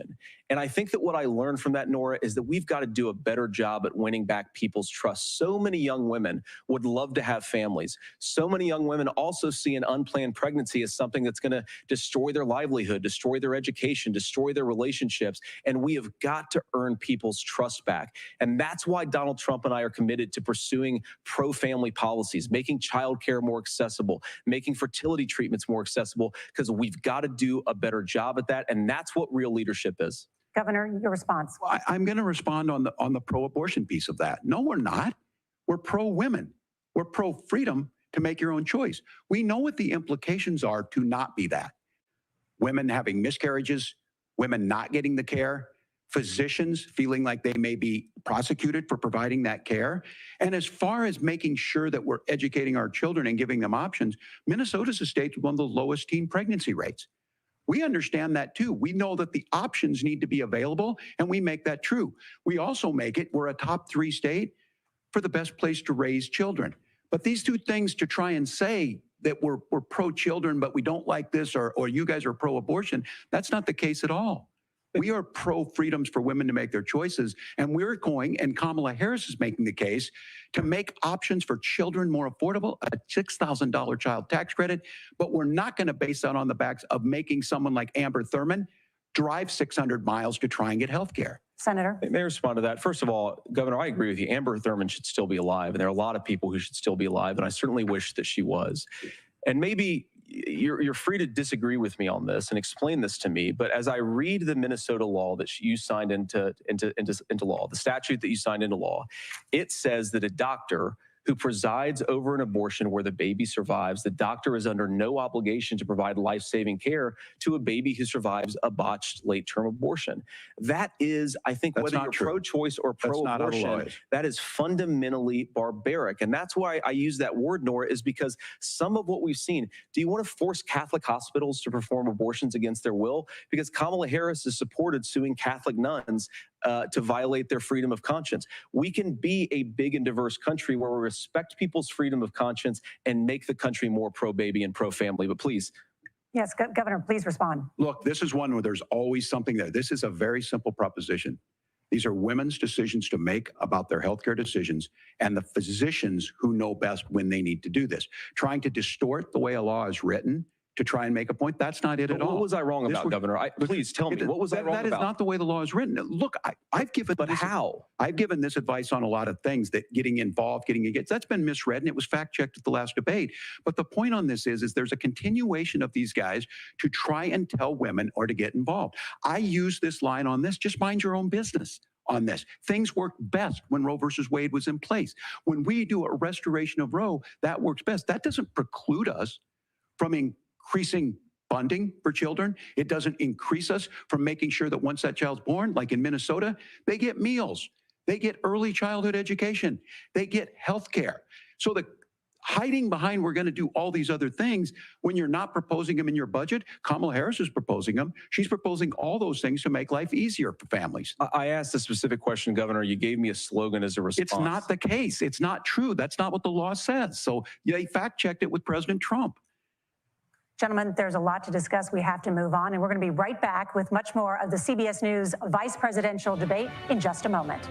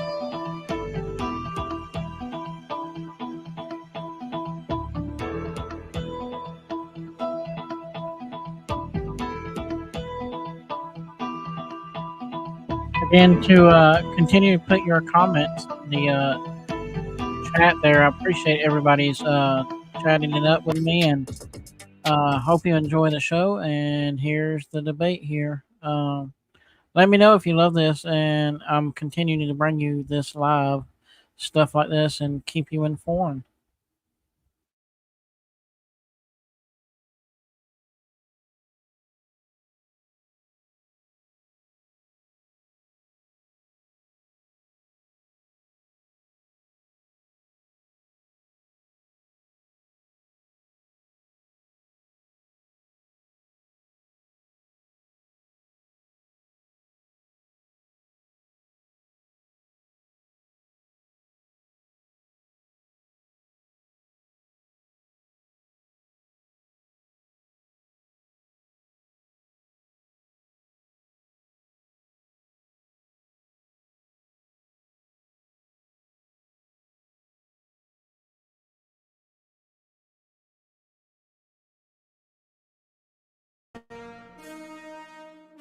Welcome to the C.J. Lester Show, where the belief in the power of traditional values, the wisdom of the Founding Fathers, and the strength that comes from a nation under God is paramount. This show isn't afraid to speak the truth, even when it's not politically correct, because that's what real Americans do. So grab your coffee, settle in, and get ready for a show that feeds your mind, your soul, and maybe even gives you some ideas for feeding your family. Let's dive in.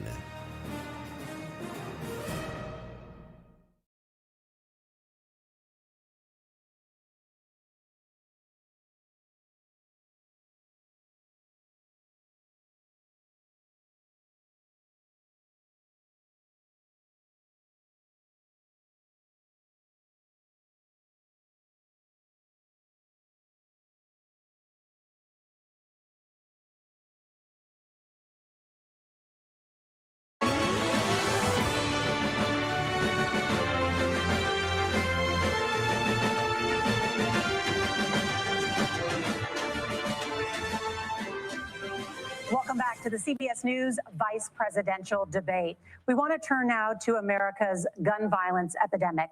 The leading cause of death for children and teens in America is by firearms. Senator Vance, you oppose most gun legislation that Democrats claim would curb gun violence. You oppose red flag gun laws and legislation to ban certain semi-automatic rifles, including AR-15s. So let me ask you, earlier this year, for the first time, the parents of a school shooter were convicted of involuntary manslaughter and sentenced to 10 years in prison. Do you think holding parents responsible could curb mass shootings? I'll give you 2 minutes. Yeah, well, Nora, on that particular case, I don't know the full details, but I certainly trust local law enforcement and local authorities to make those decisions. I think in some cases the answer is going to be yes, and in some cases the answer is going to be no. And the details really matter here, of course. For example, if a kid steals a gun, that's going to be different than if a parent hands over a gun knowing that their kid is potentially dangerous. But look, I want to just sort of speak as a father of 3 beautiful little kids, and our oldest is now in 2nd grade. And like a lot of parents, we send our kids to school with such hope and such joy and such pride at their little faces on the first day of school. And we know, unfortunately, that a lot of kids are going to experience this terrible epidemic of gun violence. And of course, our hearts go out to the families that are affected by this terrible stuff. And we do have to do better. And I think that Governor Walz and I actually probably agree that we need to do better on this. The question is just, how do we actually do it? Now, here's something that really bothers me and worries me about this epidemic of violence. The gross majority, close to 90% in some of the statistics I've seen, of the gun violence in this country is committed with illegally obtained firearms. And while we're on that topic, we know that thanks to Kamala Harris's open border, we've seen a massive influx in the number of illegal guns run by the Mexican drug cartels. So that number, the amount of illegal guns in our country is higher today than it was 3.5 years ago. But what do we do about the schools? What do we do to protect our kids? And I think the answer is, and I say this not loving the answer, because I don't want my kids to go to school in a school that feels unsafe or where there are visible signs of security. But I unfortunately think that we have to increase security in our schools. We have to make the doors lock better. We have to make the doors stronger.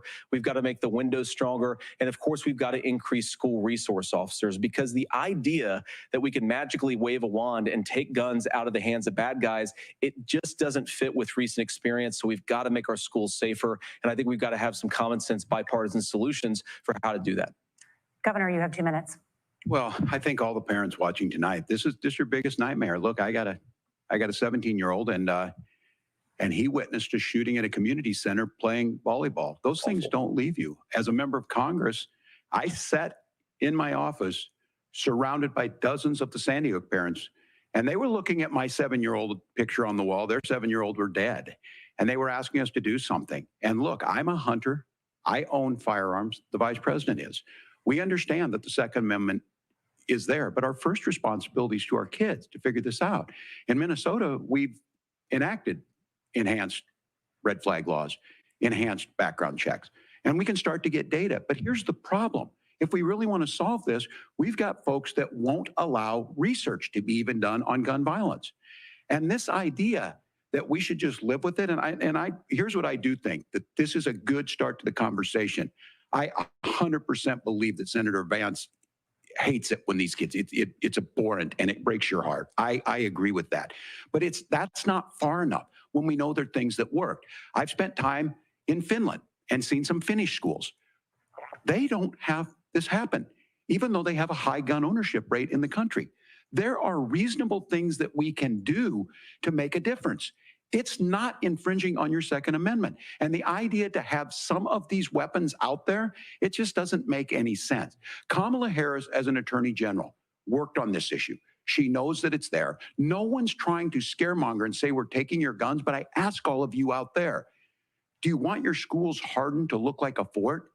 Is that what we have to go? When we know there's countries around the world that their children aren't practicing these types of drills. They're being kids. We owe it to them to get a fix. These are things that shouldn't be that difficult. You can still keep your firearms, and we can make a difference. We have to. If you're listening tonight, this breaks your heart. Senator. Tim, first of all, I didn't know that your 17-year-old witnessed a shooting. I'm sorry about that, and I hope that he's doing okay. Christ have mercy. It is awful. And I appreciate what Tim said actually about Finland, because I do think it illustrates some of the frankly weird differences between our own country's gun violence problem and Finland. Is okay, first of all, we have way higher rates of mental health abuse or mental health substance abuse. We have way higher rates of depression, way higher rates of anxiety. We unfortunately have a mental health crisis in this country that I really do think that we need to get to the root causes of, because I don't think it's the whole reason why we have such a bad gun violence problem, but I do think it's a big piece of it. Another driver of the gun violence epidemic, especially that affecting our kids, it doesn't earn as many headlines, but is the terrible gun violence problem in a lot of our big cities. And this is why we have to empower law enforcement to arrest the bad guys, put them away, and take gun offenders off the streets. I think there's a whole host of things that we can do here, but I do think at our schools, we've got to talk about more security. Senator, thank you. Governor, you previously opposed an assault weapons ban, but only later in your political career did you change your position. Why? Yeah, I sat in that office with those Sandy Hook parents. I've become friends with school shooters. I've seen it. Look, the NRA, I was an NRA guy for a long time. They used to teach gun safety. I'm of an age where my shotgun was in my car so I could pheasant hunt after football practice. That's not where we live today. And several things I want to mention on this is talking about cities and where it's at. The number one where the most firearm deaths happen in Minnesota are rural suicides. And we have an epidemic of children getting guns and shooting themselves. And so we have, and we should look at all of the issues, making sure folks have health care and all that, but I want to be very careful. This idea of stigmatizing mental health, just because you have a mental health issue doesn't mean you're violent. And I think what we end up doing is we start looking for a scapegoat. Sometimes it just is the guns. It's just the guns. And there are things that you can do about it. But I do think that this is one, and I think this is a healthy conversation. I think there's a capacity to find solutions on this that work, protect Second Amendment, protect our children. That's our priority. Gentlemen, thank you. Margaret? Thank you, Nora. Let's turn now to the top contributor to inflation, the high cost of housing and rent. There's a shortage of more than 4 million homes in the United States, and that contributes to the high housing prices. Governor Walz, the Harris campaign promises a $25,000 down payment assistance for first-time home buyers and a $10,000 tax credit. They also promise to build 3 million new homes. Where are you building these homes, and won't handing out that kind of money just drive up prices higher? No, it's not handing out. We have, first, let me say this issue of housing, and I think those of you listening on this, the problem we've had is that we've got a lot of folks that see housing as another commodity. It can be bought up, it can be shifted, it can be moved around. Those are not folks living in those houses. Those of you listening tonight, that house is a big deal. I bought and owned one house in my life. My mom still lives in the house where I was. And when I think of a house, I'm thinking of Christmas services after midnight mass where you go with your family. We need to make it more affordable. And one of the things, as I said, this program that the vice president is pushing forward and bringing a new way of approaching this is something we're doing in Minnesota from that lead. We in the state invested in making sure our housing was the biggest investment that we'd ever made in housing. It starts to make it easier. We cut some of the red tape. Local folks, look, we can't do it at the federal level, but local folks make it easier to build those homes. And then that down payment assistance. I can tell all of you out there, one of the, certainly for me, using the GI Bill was one thing, but a veteran's home loan, the big thing about a veteran's home loan is you don't have to pay the down payment. Those are things that make it there. Now, look, you're going to pay it back and you're going to pay your mortgage. Those are things that we know in the long run, the appreciated value, the generational wealth that's created from it. And I will give Minneapolis an example. Minneapolis is the one city where we've seen the lowest inflation rates. We've seen a 12% increase in stock because we've put some of these things in, and we're implementing a state program to make sure we give some of that down payment assistance. We get it back from people because here's what we know. People with stable housing end up with stable jobs. People with stable housing have their kids able to get to school. All of those things in the long run end up saving our money. And that's the thing that I think we should be able to find some common ground in, but we can't blame immigrants for the only reason. That's not the case that's happening in many cities. The fact of the matter is that we don't have enough naturally affordable housing, but we can make sure that the government's there to help kickstart it, create that base. Governor, your time is up. Senator Vance, as far as your campaign's position, the promise is to seize federal lands to build homes, remove regulation, provide tax breaks, and cut back on immigration, which you say pushes up prices. Where are you going to build all the new homes you're promising? And what part of any of this plan will provide immediate relief? You have 2 minutes. Well, first of all, Tim just said something that I agree with. We don't want to blame immigrants for higher housing prices, but we do want to blame Kamala Harris for letting in millions of illegal aliens into this country, which does drive up costs, Tim. 25 million illegal aliens competing with Americans for scarce homes is one of the most significant drivers of home prices in the country. It's why we have massive increases in home prices that have happened right alongside massive increases in illegal alien populations under Kamala Harris's leadership. Now, Tim just mentioned a bunch of ideas. Now, some of those ideas I actually think are halfway decent, and some of them I disagree with. But the most important thing here is Kamala Harris is not running as a newcomer to politics. She is the sitting vice president. If she wants to enact all of these policies to make housing more affordable, I invite her to use the office that the American people already gave her, not sit around and campaign and do nothing while Americans find the American dream of homeownership completely unaffordable. Now, you asked, Margaret, what would immediately change the equation for American citizens? If you lower energy prices, as Donald Trump says, drill, baby, drill, one of the biggest drivers of housing costs aside from illegal immigration is, think about it. If a truck driver is paying 40% more for diesel, then the lumber he's delivering to the job site to build the house is also going to become a lot more expensive. If we open up American energy, you will get immediate pricing relief for American citizens, not, by the way, just in housing, but in a whole host of other economic goods too. Senator Vance, you still have 23 seconds there. Do you want to answer? Can I have it? Where, Governor, we will get to you in a moment. But Senator, where are you going to seize the federal lands? Can you clarify? Well, what Donald Trump has said is we have a lot of federal lands that aren't being used for anything. They're not being used for national park. They're not being used, and they could be places where we build a lot of housing. And I do think that we should be opening up building in this country. We have a lot of land that could be used. We have a lot of Americans that need homes. We should be kicking out illegal immigrants who are competing for those homes, and we should be building more homes for the American citizens who deserve to be here. Senator, your time is up. Governor, I do want to let you respond to the allegation that the vice president is letting in Well, of course, that's not true. And again, you have the facts. I guess we agreed not to fact check. I'll check it. That, look, crossings are down compared to when Donald Trump left office. But it's, again, blaming and not trying to find the solution. I was going to ask, though, on this question, are we going to drill and build houses in the same federal land? And I think when people hear federal lands, these are really important pieces of land. Now, Minnesota doesn't have a lot of federal lands. I know in the western part of the countries we do. There's not a lot of federal lands in and around Minneapolis, for example. So the issue is I don't understand the federal lands issue unless we see this, and I worry about this as someone who cares deeply about our national parks and our federal lands. Look, Minnesota, we protect these things. We've got about 20% of the world's fresh water. These lands protect. They're there for a reason. They belong to all of us. But again, this is when you view housing and you view these things as commodities.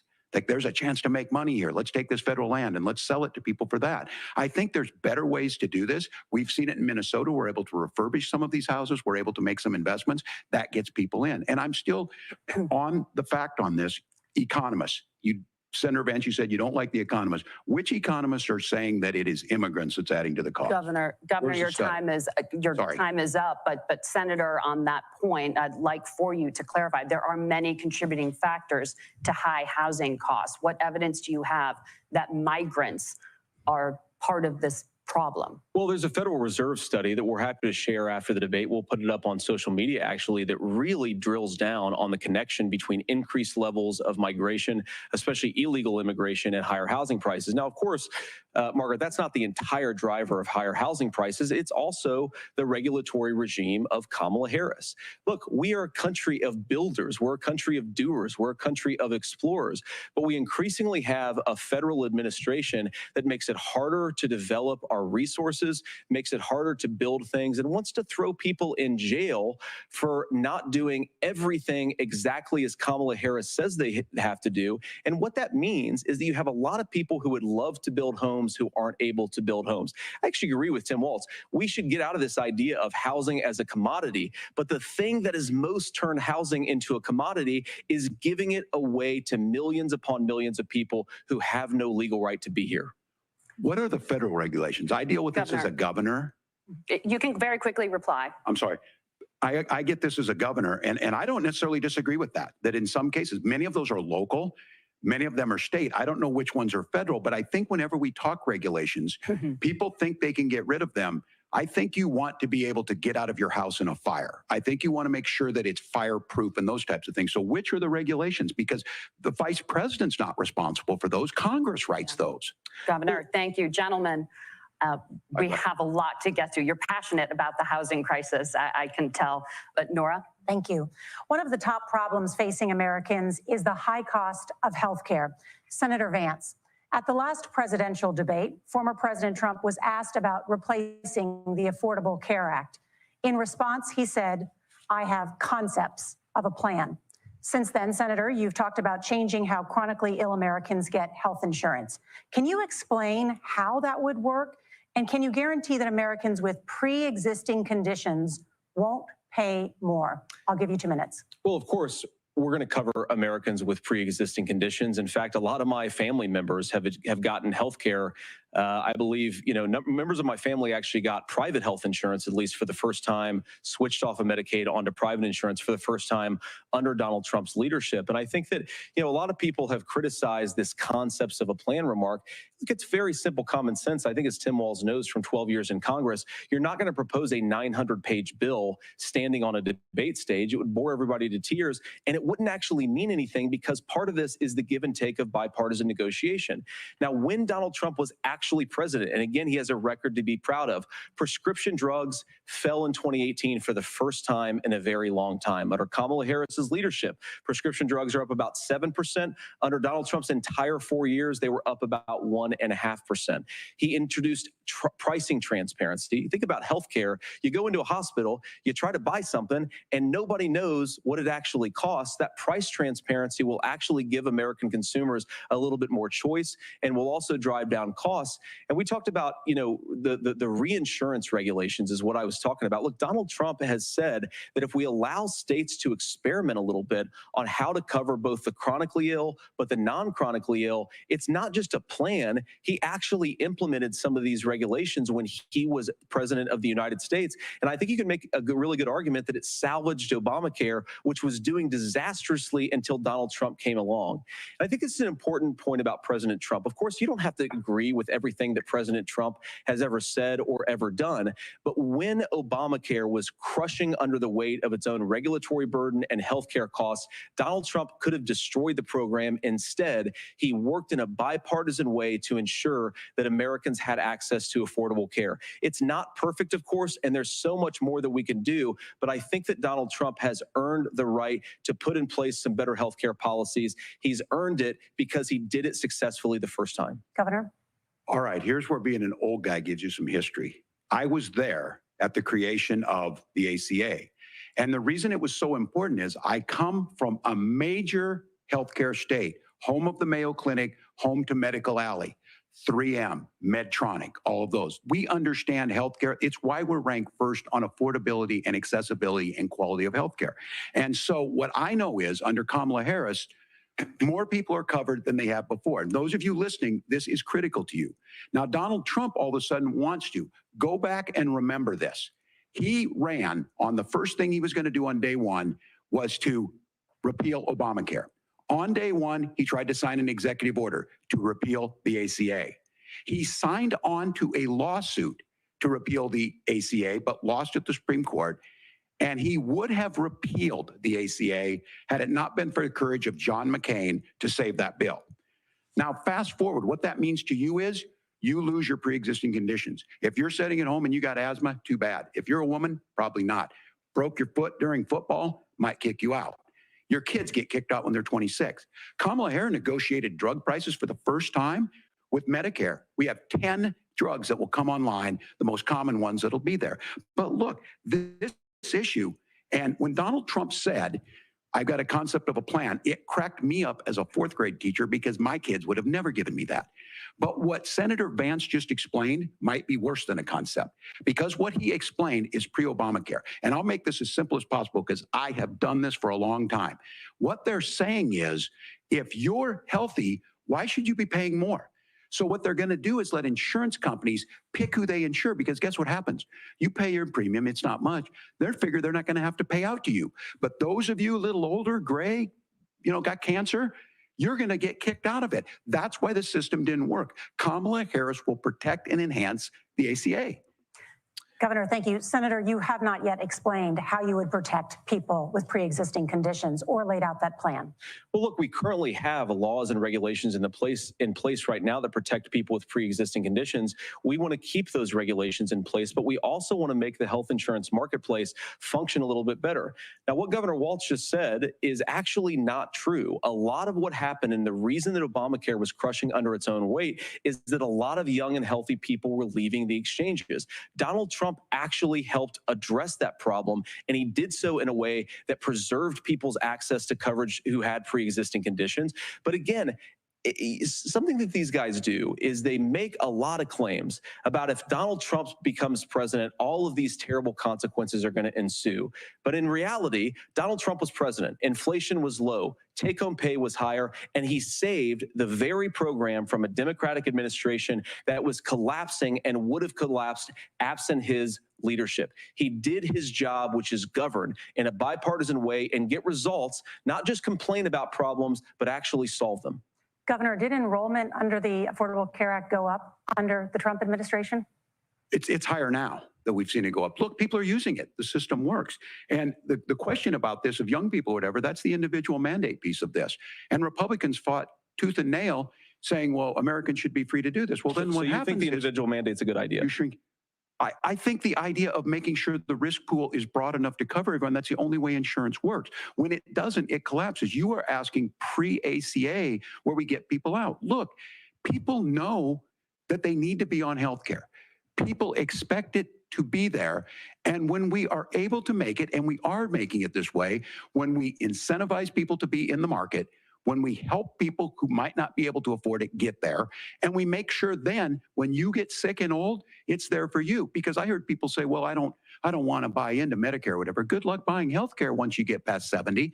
So look, the ACA works. We can continue to do better. Kamala Harris did that. The way she made everything better was negotiating those 10 drugs on Medicare for the first time in American history. Thank you. Margaret? Can I address that? I apologize. We're out of time. We have a number of subjects to discuss. Margaret? Let's talk about families in America.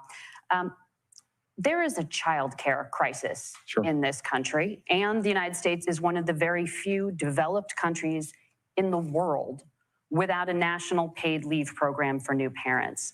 Governor Walz, you said that if Democrats win both the White House and Congress, this is a day one priority for you. How long should employers be required to pay workers while they are home taking care of their newborns? You have 2 minutes. Yeah, well, that's negotiable, and that's what Congress worked. But here's what the deal is. Americans sitting out there right now, you may work for a big company. Look, we're home in Minnesota to some of the largest Fortune 500 companies. Kamala Harris knows that in California. Those companies provide paid family and medical leave. One is, I think they're moral and they think it's a good thing, but it also keeps their employees healthy.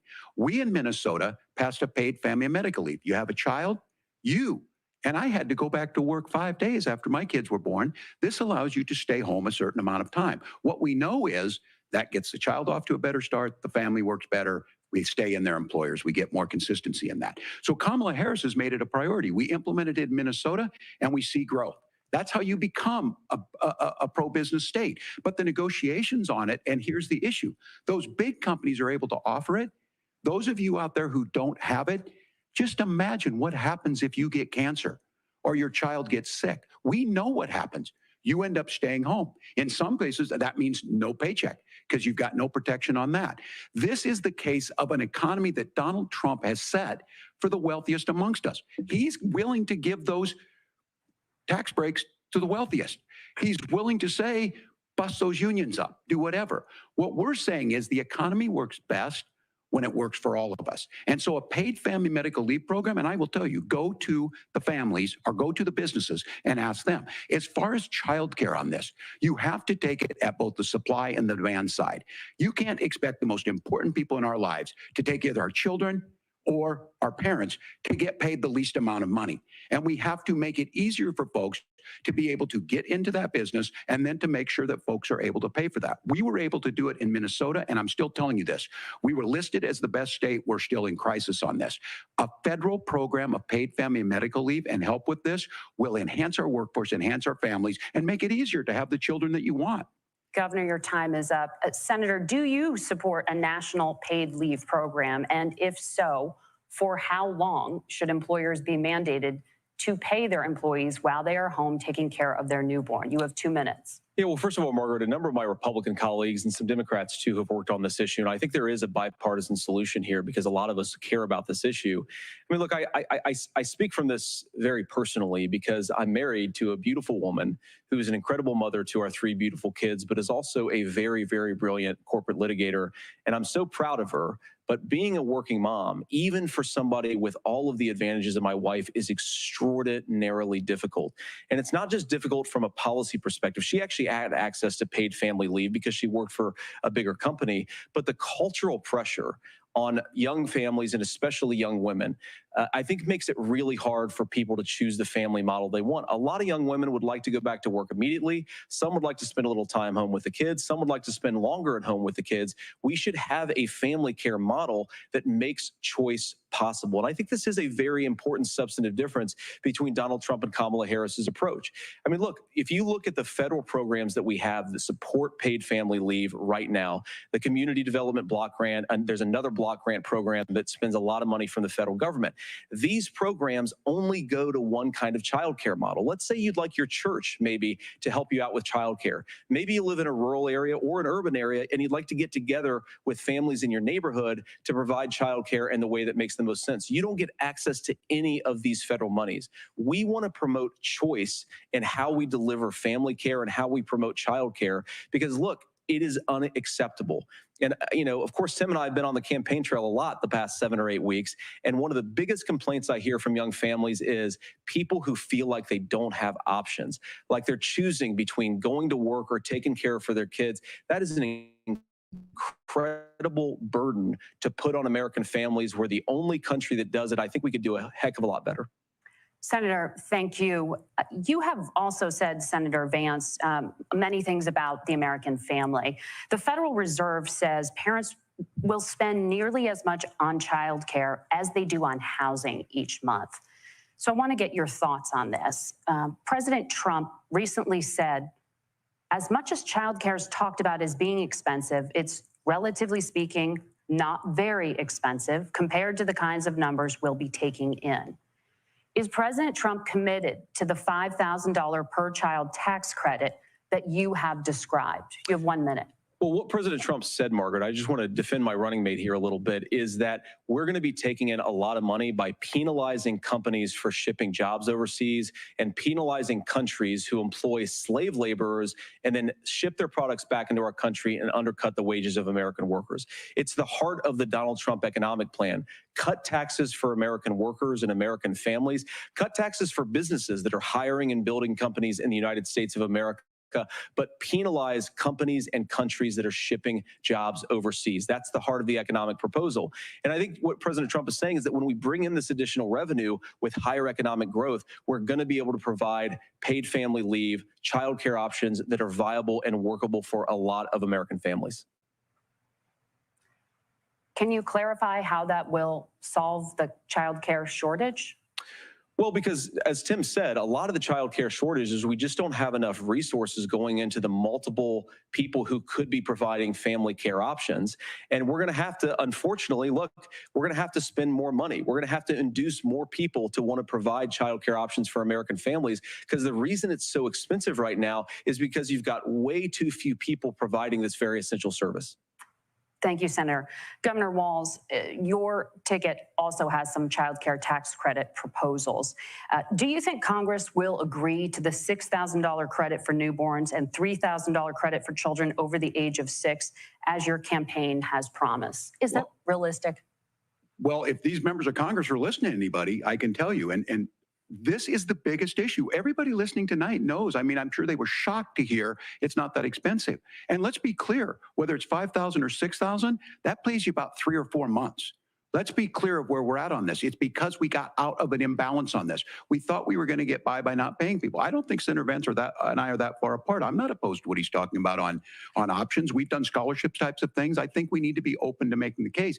But the issue here is, the question you asked is, you're not going to pay for it with these tariffs. That's just adding another $4,000 on the family and taking less. So not only do they not get the money to pay for that, they're $4,000 in the hole. That's Wharton School. That's his alma mater. And so I think the issue here is, if those members of Congress, I can't believe they're not. When I go to businesses, sure, they'll talk about taxes sometime, but they will lead with childcare and they will lead with housing, because we know the problem is, especially in a state like Minnesota, we need more workers because our economy is growing, but we need the workforce.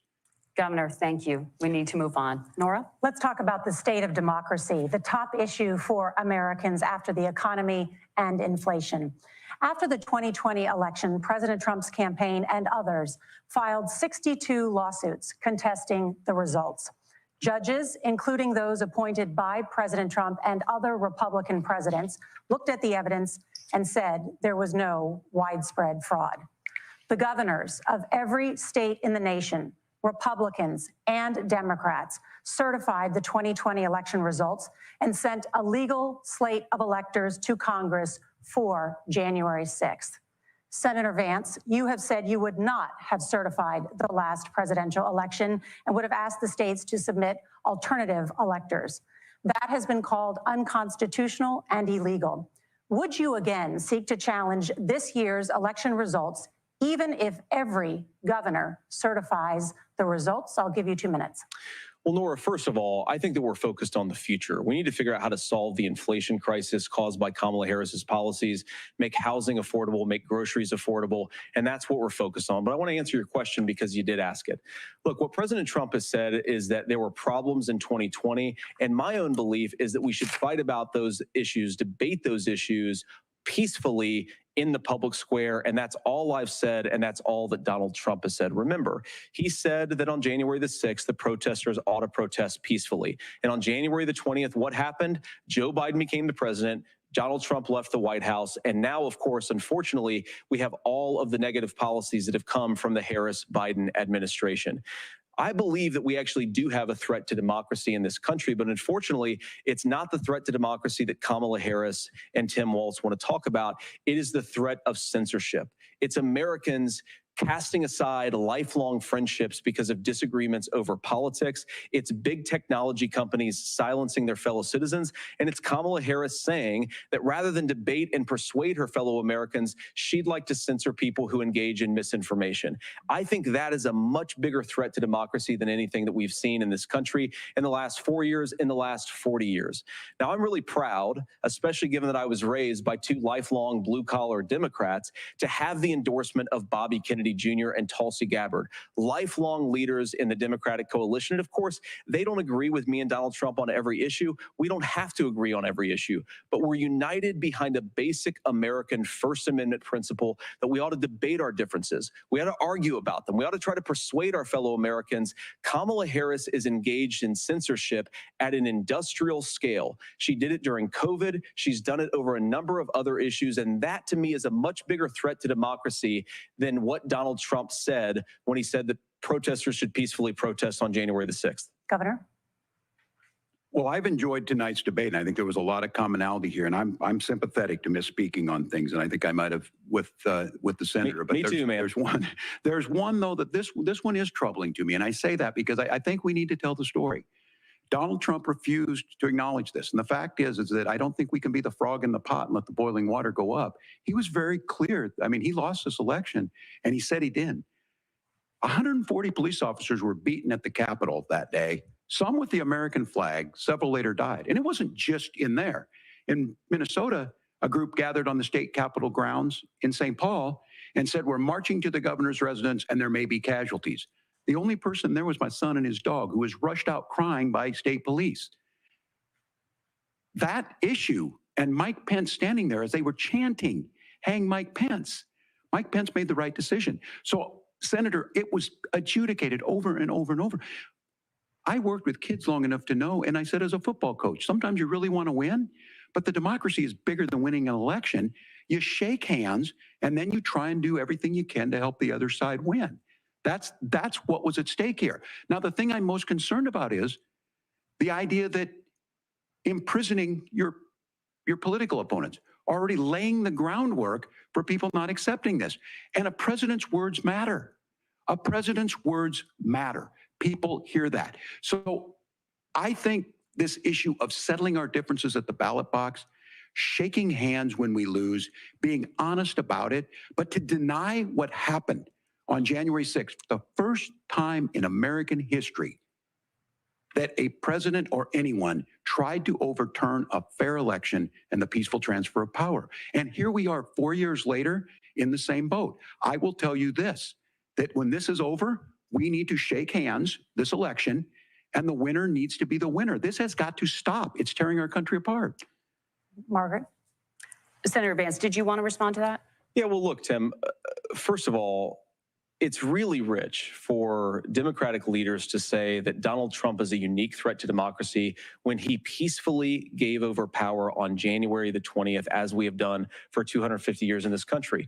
We are going to shake hands after this debate and after this election. And of course, I hope that we win, and I think we're going to win. But if Tim Walz is the next vice president, he'll have my prayers, he'll have my best wishes, and he'll have my help whenever he wants it. But we have to remember that for years in this country, Democrats protested the results of elections. Hillary Clinton in 2016 said that Donald Trump had the election stolen by Vladimir Putin because the Russians bought like $500,000 worth of Facebook ads. This has been going on for a long time. And if we want to say that we need to respect the results of the election, I'm on board. But if we want to say, as Tim Walz is saying, that this is just a problem that Republicans have had, I don't buy that. Governor. January 6th was not Facebook ads. And I think a revisionist history on this. Look, I don't understand how we got to this point. But the issue was that happened. Donald Trump can do it. And all of us say there's no place for this. It has massive repercussions. This idea that there's censorship to stop people from threatening to kill someone, threatening to do something, that's not censorship. Censorship is book banning. We've seen that. We've seen that brought up. I just think for everyone tonight, and I'm going to thank Senator Vance. I think this is the conversation they want to hear. And I think there's a lot of agreement, but this is one that we are miles apart on. This was a threat to our democracy in a way that we had not seen. And it manifested itself because of Donald Trump's inability to say. He is still saying he didn't lose the election. I would just ask that. Did he lose the 2020 election? Tim, I'm focused on the future. Did Kamala Harris censor Americans from speaking their mind in the wake of the 2020 COVID situation? That is a damning non-answer. It's a damning non-answer for you to not talk about censorship. Obviously, Donald Trump and I think that there were problems in 2020. We've talked about it. I'm happy to talk about it further. But you guys attack us for not believing in democracy. The most sacred right under the United States democracy is the First Amendment. You yourself have said there's no First Amendment right to misinformation. Kamala Harris wants to use the power of government and big tech to silence people from speaking their minds. That is a threat to democracy that will long outlive this present political moment. I would like Democrats and Republicans to both reject censorship. Let's persuade one another. Let's argue about ideas, and then let's come together afterwards. You can't yell fire in a crowded theater. That's the test. That's the Supreme Court test. Tim, fire in a crowded theater. You guys wanted to kick people off of Facebook for saying that toddlers shouldn't wear masks. Senator, the governor does have the floor. Fire in a crowded theater. That is criticizing the policies of the government, which is the right of every American. Senator, the governor does have the floor for 1 minute to respond to you. Yeah. Well, I don't run Facebook. What I do know is I see a candidate out there who refused, and now again, and this, I'm pretty shocked by this. He lost the election. This is not a debate. It's not anything anywhere other than in Donald Trump's world. Because look, when Mike Pence made that decision to certify that election, that's why Mike Pence isn't on this stage. What I'm concerned about is Where is the firewall with Donald Trump? Where is the firewall if he knows he could do anything, including taking an election, and his vice president's not going to stand to it? That's what we're asking you, America. Will you stand up? Will you keep your oath of office, even if the president doesn't? And I think Kamala Harris would agree. She wouldn't have picked me if she didn't think I would do that, because of course that's what we would do. So America, I think you've got a really clear choice on this election of who's going to honor that democracy and who's going to honor Donald Trump. Governor, your time is up. Thank you, gentlemen. We will be right back with both of our candidates. The CBS News vice presidential debate continues.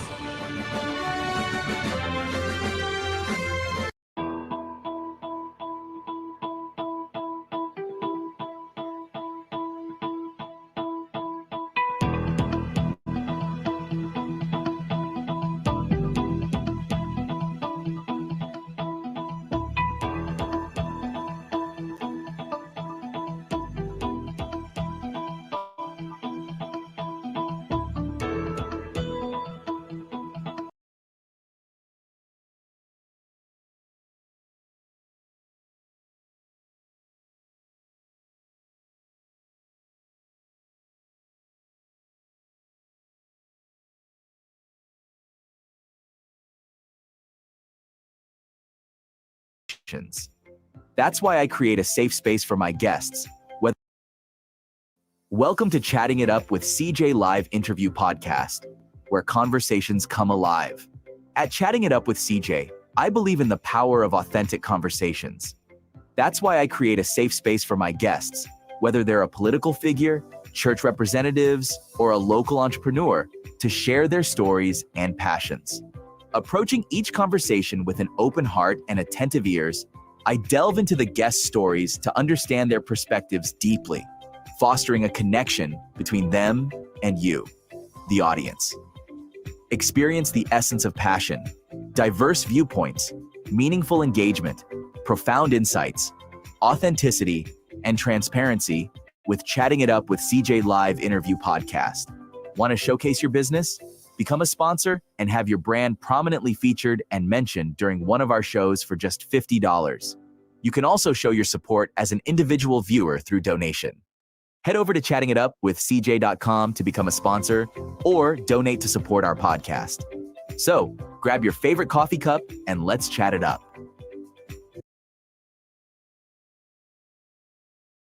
Right now, Atlanta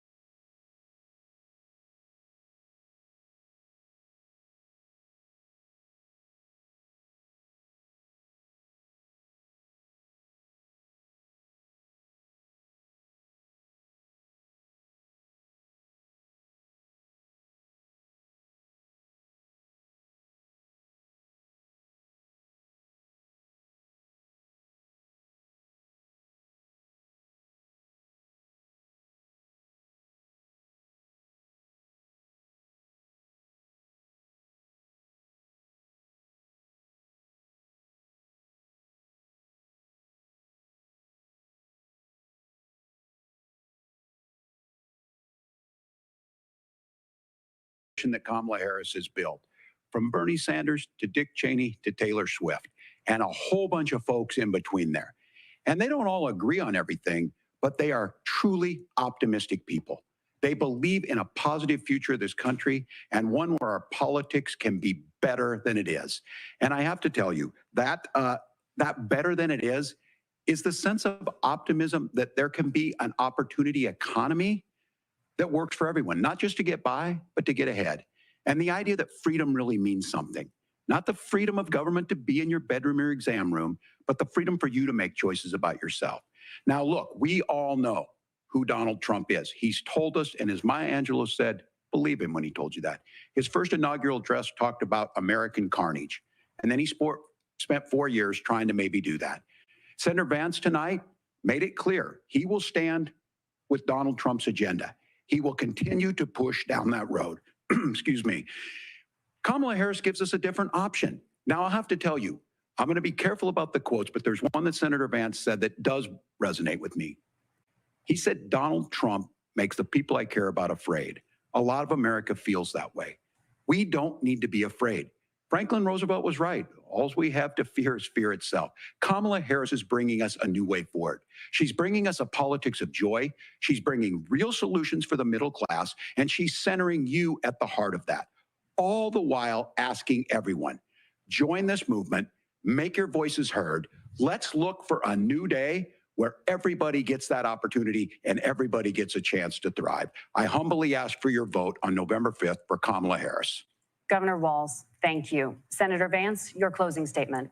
Well, I want to thank Governor Walz, you folks at CBS, and of course the American people for tuning in this evening. And one of the issues we didn't talk about was energy. And I remember when I was being raised by my grandmother, when she didn't have enough money to turn on the heat some nights because Ohio gets pretty cold at night and because money was often very tight. And I believe, as a person who wants to be your next vice president, that we are a rich and prosperous enough country where every American, whether they're rich or poor, ought to be able to turn on their heat in the middle of a cold winter night. That's gotten more difficult thanks to Kamala Harris's energy policies. I believe that whether you're rich or poor, you ought to be able to afford a nice meal for your family. That's gotten harder because of Kamala Harris's policies. I believe that whether you're rich or poor, you ought to be able to afford to buy a house. You ought to be able to live in safe neighborhoods. You ought to not have your communities flooded with fentanyl. And that too has gotten harder with because of Kamala Harris's policies. Now, I've been in politics long enough to do what Kamala Harris does when she stands before the American people and says that on day one, she's going to work on all these challenges I just listed. She's been the vice president for 3.5 years. Day one was 1,400 days ago, and her policies have made these problems worse. Now, I believe that we have the most beautiful country in the world. I meet people on the campaign trail who can't afford food, but have the grace and generosity to ask me how I'm doing and to tell me they're praying for my family. What that has taught me is that we have the greatest country, the most beautiful country, the most incredible people anywhere in the world. But they're not going to be able to achieve their full dreams with the broken leadership that we have in Washington. They're not going to be able to live their American dream if we do the same thing that we've been doing for the last 3.5 years.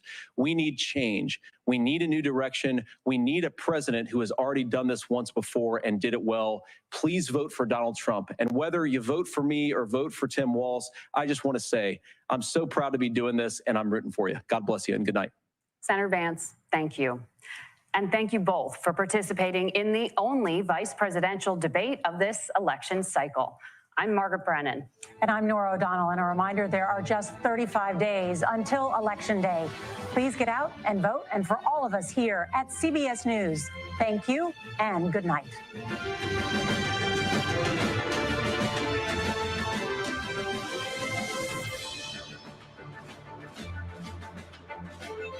All right.